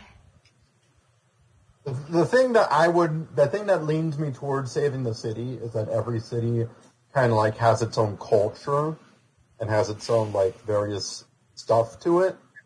You're and so getting boring. rid of the city would also get rid of that stuff. All of you are so boring. Well, I don't know. What makes that culture valuable in itself, right? It makes it. That's a good. It's valuable question. because it's irreplaceable. Yes. It can only exist in that. I would argue it is irreplaceable, actually. Wait, what? I would argue that culture That culture is irreplaceable. That's what I It's said. not. It is irreplaceable. That's what Oh, makes it so valuable. I misheard No, you. it is irreplaceable. Yeah, I misheard you. You're fine. that's what I'm saying. Yeah, No, what I'm saying is that it is irreplaceable. that's what I I'm misheard saying. her, and you interpreted my mishearing as what actually happened. Okay. I don't know. I'm just thinking about like, oh, if New York was gotten rid of in 1975, no wave as a genre wouldn't exist, and like my life would probably be a lot different if that wasn't in the zeitgeist. Yeah, but would it be worse? Would it be what? I mean, that's hard to say. It would be different. Yeah, it is hard to say. Yeah. I think that all of these things really strongly average out. You know. I could see that, but like, I feel like Although I do think the random loss of a city doesn't average out. no. I feel like people are more than the sum of their parts. Yes. That turns out that's I think that's my point. Is that like one person is still one person, even if it dramatically shapes the landscape of my life. However, like 50,000 people is not just 50,000 people. Those are entire families. Those are entire communities. Mm-hmm. And all of those people are generating value in ways that one person just can't. Yeah. So I think I would save the city. All right. What about mom and dad? Or mom and mom, dad and dad? Who knows? Yeah. I think I would. You're gonna hate this, but I think I would flip the coin too. Oh. And At least I have an answer. Here's why I would do that. Again, it's about. I mean, I think it kind of connects actually, where it's like, oh, I would not be deciding based on the merits. If I were to decide that, if I thought about it long enough, I might have an answer. But that's related to my relation to my mom and my relation to my dad. And I would be deciding based on how it would impact me. Because, yeah, it would be selfish. And that would be a selfish thing to do. I think the way they have an impact the most on society in general is, I think that, like, if you try to go from a utilitarian standpoint, you should probably kill them based on their voting preferences. or like their age. Or their age, yeah, okay. Or their mental, emotional health. You know? Like actually, yeah. There are a lot of good answers to this question from a utilitarian standpoint. Yeah. I mean, based on that standpoint, like, my dad is, like, 16 years older than my mom. So yeah, and women tend to live longer, so... How's their lifestyles been? Oh my god!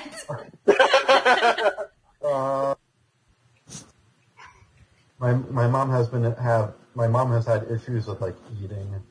My dad has had an alcohol problem, but he's like fully recovered from that at this point. All right. So okay, now things are even more complicated. Yeah. Okay, on the one hand, it's okay. I want to point this out, right? I know that, especially to freedom, this probably sounds fucking like inhuman calculations of considerations, right? And I kind of get where that comes from, right? But like on the other hand, I was also thinking about this the other day, and I realized that a moral philosophy which states one thing is bad and another thing is good just based on like small considerations about those things doesn't take all of the situation into account. And that by not taking the situation into account thoroughly, you're not really thoroughly acknowledging the reality that it's in.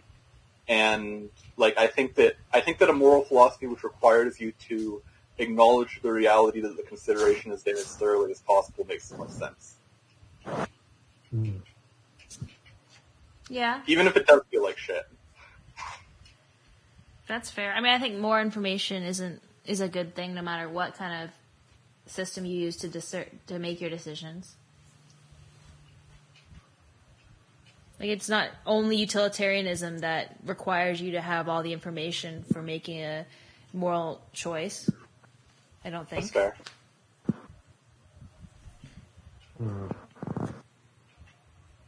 All right, Gal. Are we down to the dream? Or, Nothing. Cal. Literally Nothing. Cal. We're going up because interesting. we're going up. Okay.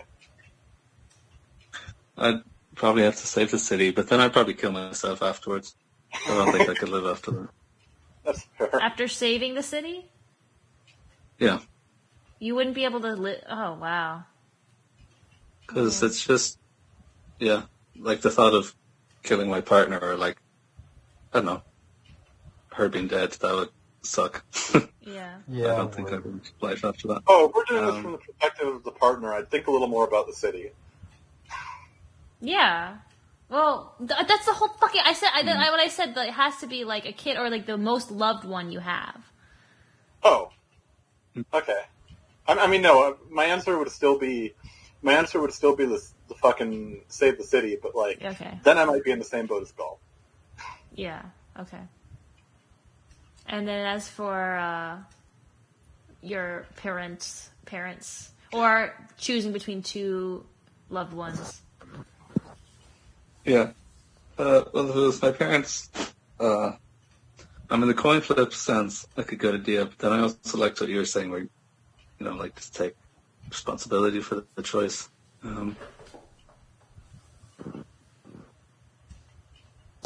Yeah. But as it was Raymond who was saying, like, your agency's already taken away. Yeah. So I probably would flip the coin. But if I wasn't alive and I had to actually make a choice, yeah, I don't know what I'd do. Yeah, how about this? They look into your brain, and if you have any intent of trying to randomize it, then all three of you die. Oh my god. Shit. Holy fuck. That's. Oh my god. You know, and letting them both die is an option. Yeah, I used to think, like with the trolley problem sort of thing, that, you know, participating in it is making a choice, but if you don't participate, you're not making a choice and you're blameless. But, I You mean, can't that's witness kind of that kind of shitty. situation without actively making the choice not to participate, you know? Yeah. Yeah. Is killing yourself an option? Then they both die.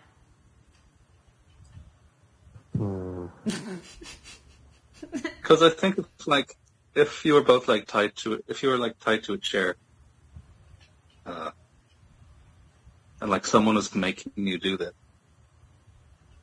at that point, until you make a choice, it's their choice. So I don't know. But in the end, it doesn't matter. I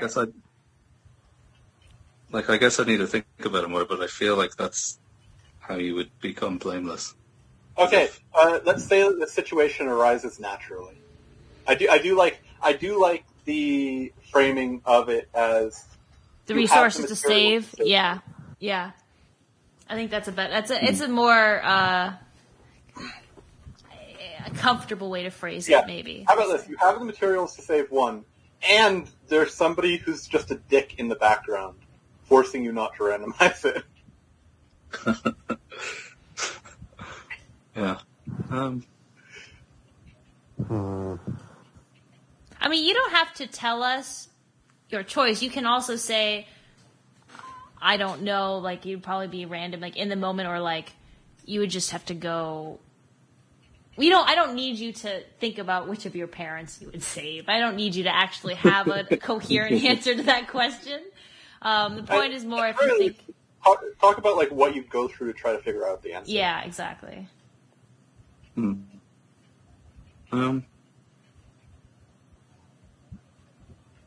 really sure. I don't know what things I have to consider or prioritize considering.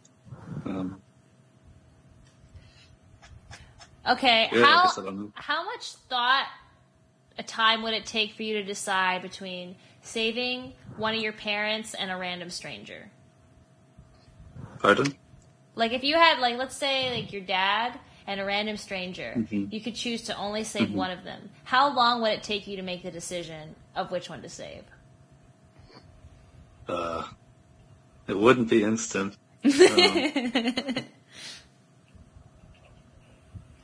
But you'd definitely save your dad over the other person? I don't know. I wouldn't say definitely. I don't know. What if they were young? What if they were old? What if they were female? What if they were male? What if, I don't know. What if they were autistic? I mean, I feel like Smart.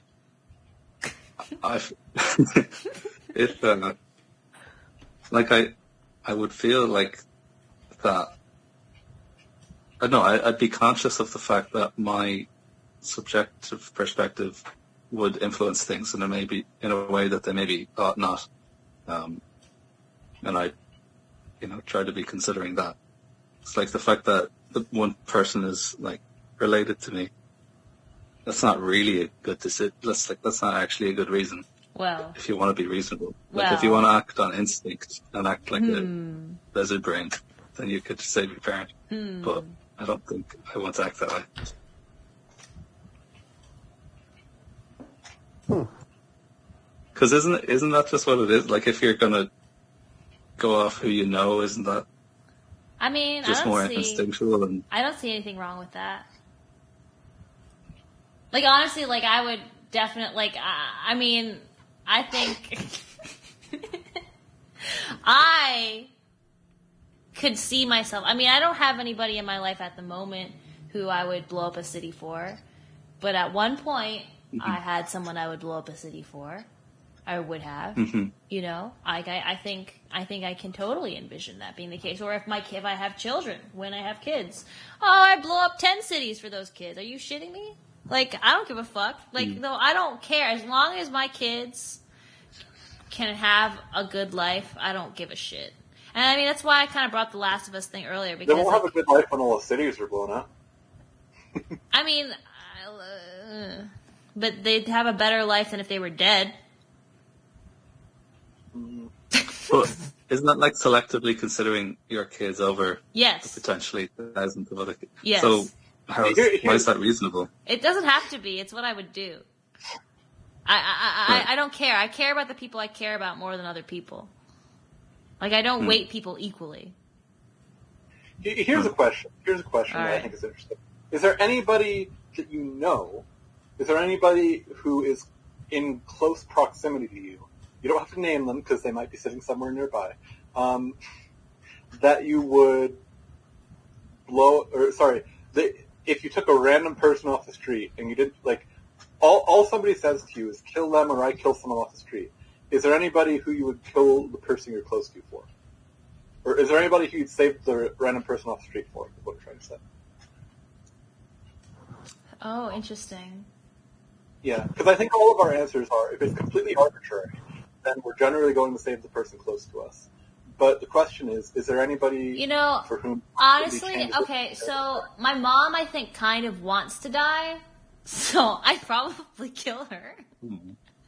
Just because she's not, like, suicidal, but I think she's, like, she's ready, right? I mean, that's not good. That's not good. I'm not happy about that, but, like, yeah... I would, that may be her, yeah. Or how old is she? She's 63? I see. Yeah.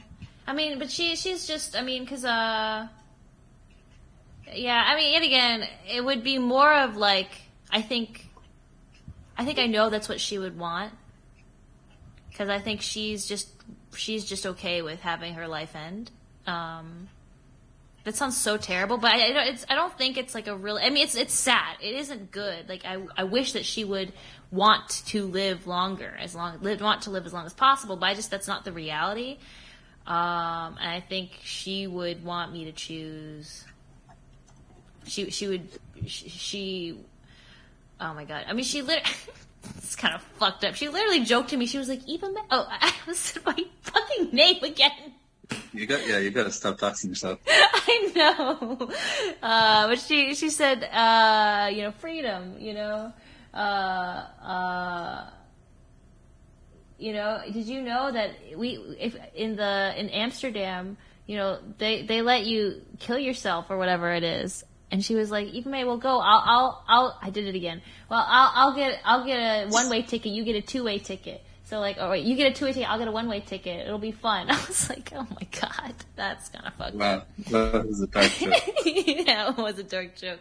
But like, that's the thing. I mean, but again, she's not like in a dangerous situation or anything with herself. But I know if that's how she feels from the bottom of her heart, and so. Yeah, that's why I would do that.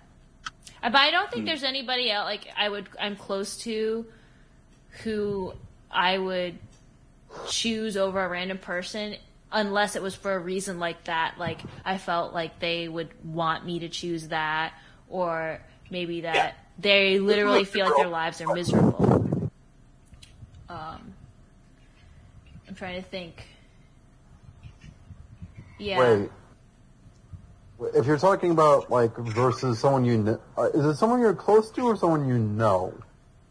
Someone you know relatively well, one way or the other. I mean, anybody, I would always choose the person I know over the stranger. Except for in the case where I thought, like, they would want me to not choose them or some shit like that. But there's always preference to the people I know over the people I don't. Do you guys not just have, like, people who annoy the shit out of you? Is that just, like, not a thing? I mean, I don't really know anybody in my life right now that annoys me like that. You're lucky as fuck. I mean, I'm also not in school right now, so... Like, yeah. I mean, I just graduated, and a former friend of mine that I still kind of sort of keep in contact with it is, like, I discovered that she was, like, a manipulative as shit person, and would, like... She'll be, like... She would, like, told one of my friends, like, "Oh, yeah, I'm going to kill myself, and it's going to be your fault." Well, you know, here's the thing. Here's the thing also about me. I in general, don't hold ill will towards people. I mean, there might be people that annoy me that I don't like, but, like, ultimately, I think, you know, just everybody... I mean, I can't imagine somebody who I'd want to choose over a stranger out of malice. Like, or even out of thinking, like, even out of thinking, like, oh, this person is a net negative on the world, so it's better to save the random person. Like, there's nobody I would think of that way. Like, even, like, my old junkie friends, like, even old fucking fat ass, like, I would choose him over a random person. You know, like, even if they're fucked up, like, I have love for everybody. And the people I know, I have more love for them because I know them more and understand them more. I understand that any negative part of them is probably from some sort of suffering or problem that they have. It's not from any, you know, evil or anything. I mean, yeah, definitely. I don't know. It's like, this is arbitrary to begin with. Yeah. So, like, I'm like, oh, you're putting me in a really dumb position if I need to pick someone to die, so I may as well just be like, oh yeah, I may as well, if there's an answer that comes to mind, I may as well just go with it, right? Yeah, I guess. I don't know. You know, like, obviously, I don't want this person to die because, like, I genuinely liked them at one point. Mm-hmm. But, like, if someone is like, hey, do this, I'm just like, oh, well. I would feel, actually, maybe I should put this, I would feel actively wrong choosing the stranger over someone I knew, even if I didn't like the person. Like, I feel like because I know them, I almost have a bit of an obligation to choose them. I'm thinking about how I feel about that. Like, listening to what you're saying, and I'm thinking it's almost horrible that, like, that you could think of this person who you have a negative association with, and because of that, you're thinking, well, no, I'll let them die and choose a random person. Like, I almost think that feels really wrong to me. like really wrong. I suppose that it could be. I suppose it could be like the trolley problem type thing, where like you are the one that's pulling the lever at that point, but instead of it being like 1 in 5, it's still 1 in 1. Yeah. Guys, did I say that I would nuke the city for my kids? Yeah. I would nuke 10 cities. I would nuke them all. You've been thinking about it, doing the calculations? Yes. The calculation is always the people I care about. I don't give a fuck about anybody else. I don't actually know. I say that, but like I do wonder if I was in the situation how I would feel, because maybe I would feel differently. But I would be very comfortable intellectually with choosing my loved ones over the city. I'm sad that nobody else felt the same way. Is it the case that by choosing your own loved ones, you're choosing yourself over the city because you're doing it because of how you feel? Yes. Rather than any. Yeah. So if it's reframed as, would you kill yourself or kill the city? Would you? I don't know. It would depend. Yeah, it might depend on how I felt that day. I'm not even kidding. I mean, part of me thinks I am not morally obligated, but maybe it is my own personal morally obligated to stay alive as long as possible, no matter what. Because living is good, and I want to live as long as possible. So, and I cannot experience anything outside of my own existence. So, it's irrelevant after I'm dead, right? So, I can see myself choosing to save myself, but I also think when it came down to it, in that moment, I would feel overwhelmingly like it was wrong to choose myself over the city. That's it wouldn't be like, I wouldn't feel like it would just the thing that would motivate me wouldn't be like knowing that it's wrong. It would be feeling like I really couldn't live with myself. I just feel like something in me is just so against choosing myself over a fucking city. That's what it would be. It wouldn't be some rational like, obviously the city over me. It would be like I can't help but feel that's the right choice. But it's also possible it might be just a no-brainer because maybe that day I just was like, whatever. But I do think no matter like if I wanted to continue living that at that point, I would definitely still choose the city, because I would just be overwhelmed by the feeling that was just the right thing to do for no particular rational reason. I would just be overwhelmed by that feeling. Even if I really wanted to live. So. Yeah. Interesting. Alright, has everyone given answers to the various questions? Yes. Yes. One thing I'm interested in, if we don't want to go right away, is... Okay. Alright, but then this is the last thing. Okay. I'm not actually going to ask for a specific question. I was just thinking, all of the questions we've discussed so far for, like, specific questions like that have all been, like, moral questions. Are there any questions that are more about opinions on non-moral philosophy? Well, we talked about free will, but we already did that. But I'm not saying we should, because we already did that. But I don't know what another...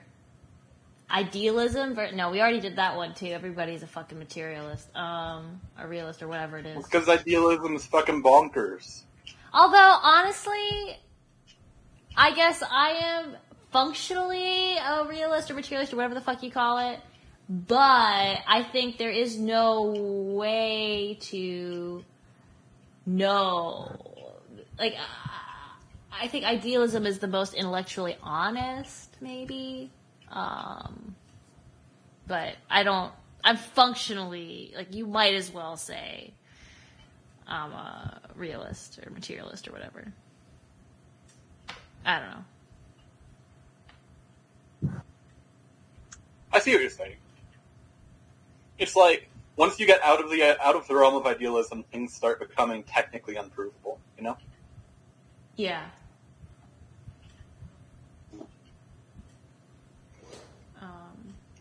Oh, Somnia, you missed last time we went through our political philosophies. That was a lot of fun. Oh, boy. Do I get the mini rant? Oh. I don't know if I have it in me. You can listen to I uploaded the thing. Okay. But, I mean, sure, like, I guess I am anarchist. Possibly individualist anarchist. But also, I just, like, I hate all big organizations. I hate them all. I think capitalism is good, money is good, business is good, but small business only. There. But small business only, mom and pop shops only, please.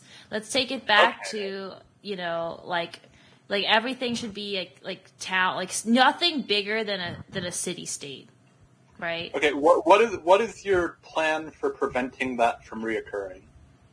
What is your plan to, like, if you... There is no plan. People have to defend themselves from tyranny, and it may be a totally unstable system, but I think it's something I want to strive for, and part of striving for that is building a culture where it will be self-sustaining because the people in that culture would stand up for themselves and prevent the rise of large organizations. And it may be temporary because at some point, I'm sure there would be someone who'd rise up and, you know, like, become another fucking feudal lord and start having their empire taken over the neighboring city-states. That'd probably happen. But you know what? That's okay.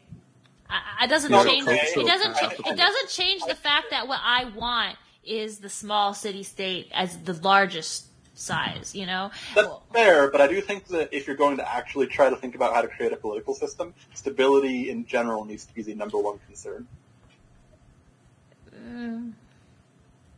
The number one concern is how many adjectives it takes to explain. Yeah. Yeah. Absolutely. You should definitely optimize to maximize that. Yes, okay. I'll think about that. But I don't know. I mean, I think that the stability will have to come from the people, individuals, being willing to defend the system. Like people feeling personally responsible for defending what they have. That's what it will rely on. It won't rely on, you know, some formal institution that protects them. It'll have to be... The problem is that in order to There are lots of problems. There are lots of problems. I know there are lots of problems, okay? Okay. I have to think about it more, but that's just my answer right now. Alright, fair. Alright, I'm gonna give mine because I don't think you guys have heard it before, but maybe I've said it before. And also, I like the sound of my own voice. Yes, you do. We know. Alright, so basically, the plan is, I wish Riemann was still here because I think Riemann would like this.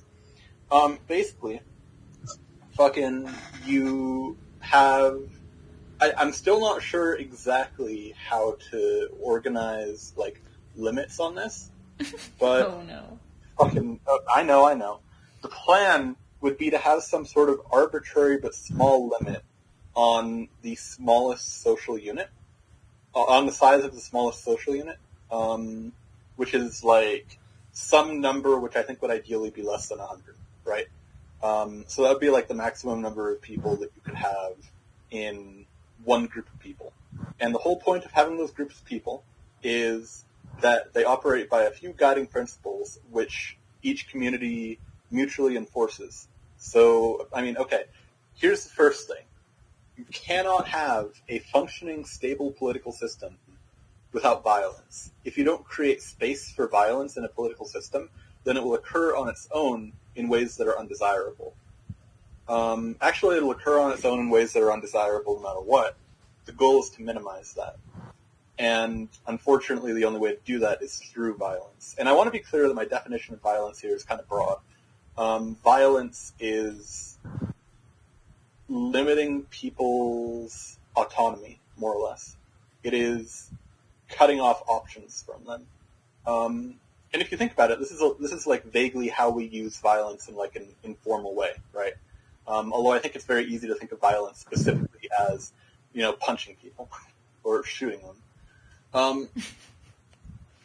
Nonetheless, I do think that having systems in place, system is kind of a rough word, but like having systems in place to limit people's autonomy is very important, because in a lot of cases people will use that autonomy in shitty ways. How do you keep checks on the system? I'm going to talk about that. Okay. The first thing is there is these fundamental groups of less than 100 people. They're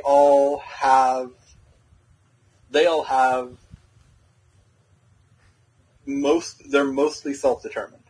One of the requirements is that they're fully democratic, directly democratic in some way. Another requirement is that they all respect some basic don't be a dick rules that is agreed upon in the community of communities. And the basic deal is that obviously the main problem this idea has is, this is great. People get to self-determine how they are. There would have to be necessarily freedom of movement between communities. That would have to be one of the rules that they always agreed to.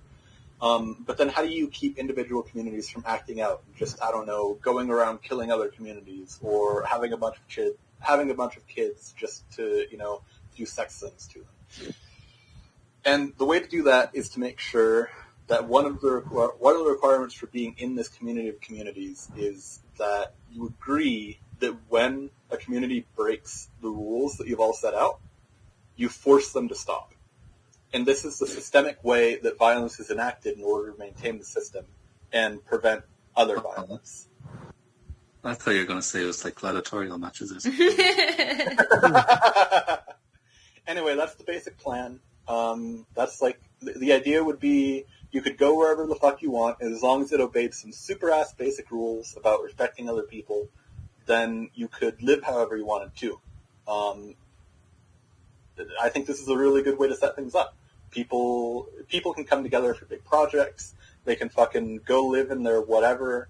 The only rules are, don't make it too big, people have to be able to move freely, and don't be a huge asshole.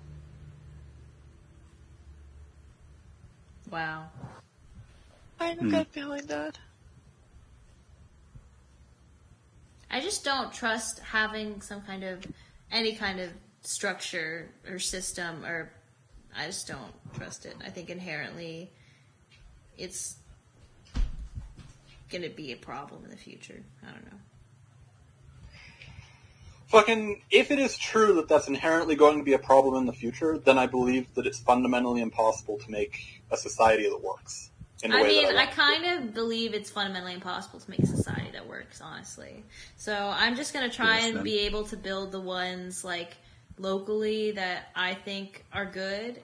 And, it doesn't matter if it doesn't last forever. It just matters that it lasts long enough for me to be there. Obviously, I'm not going to be able to build my anarchist society permanently, but, if I were to be able to just, and honestly, I think, well, it doesn't matter. Yeah.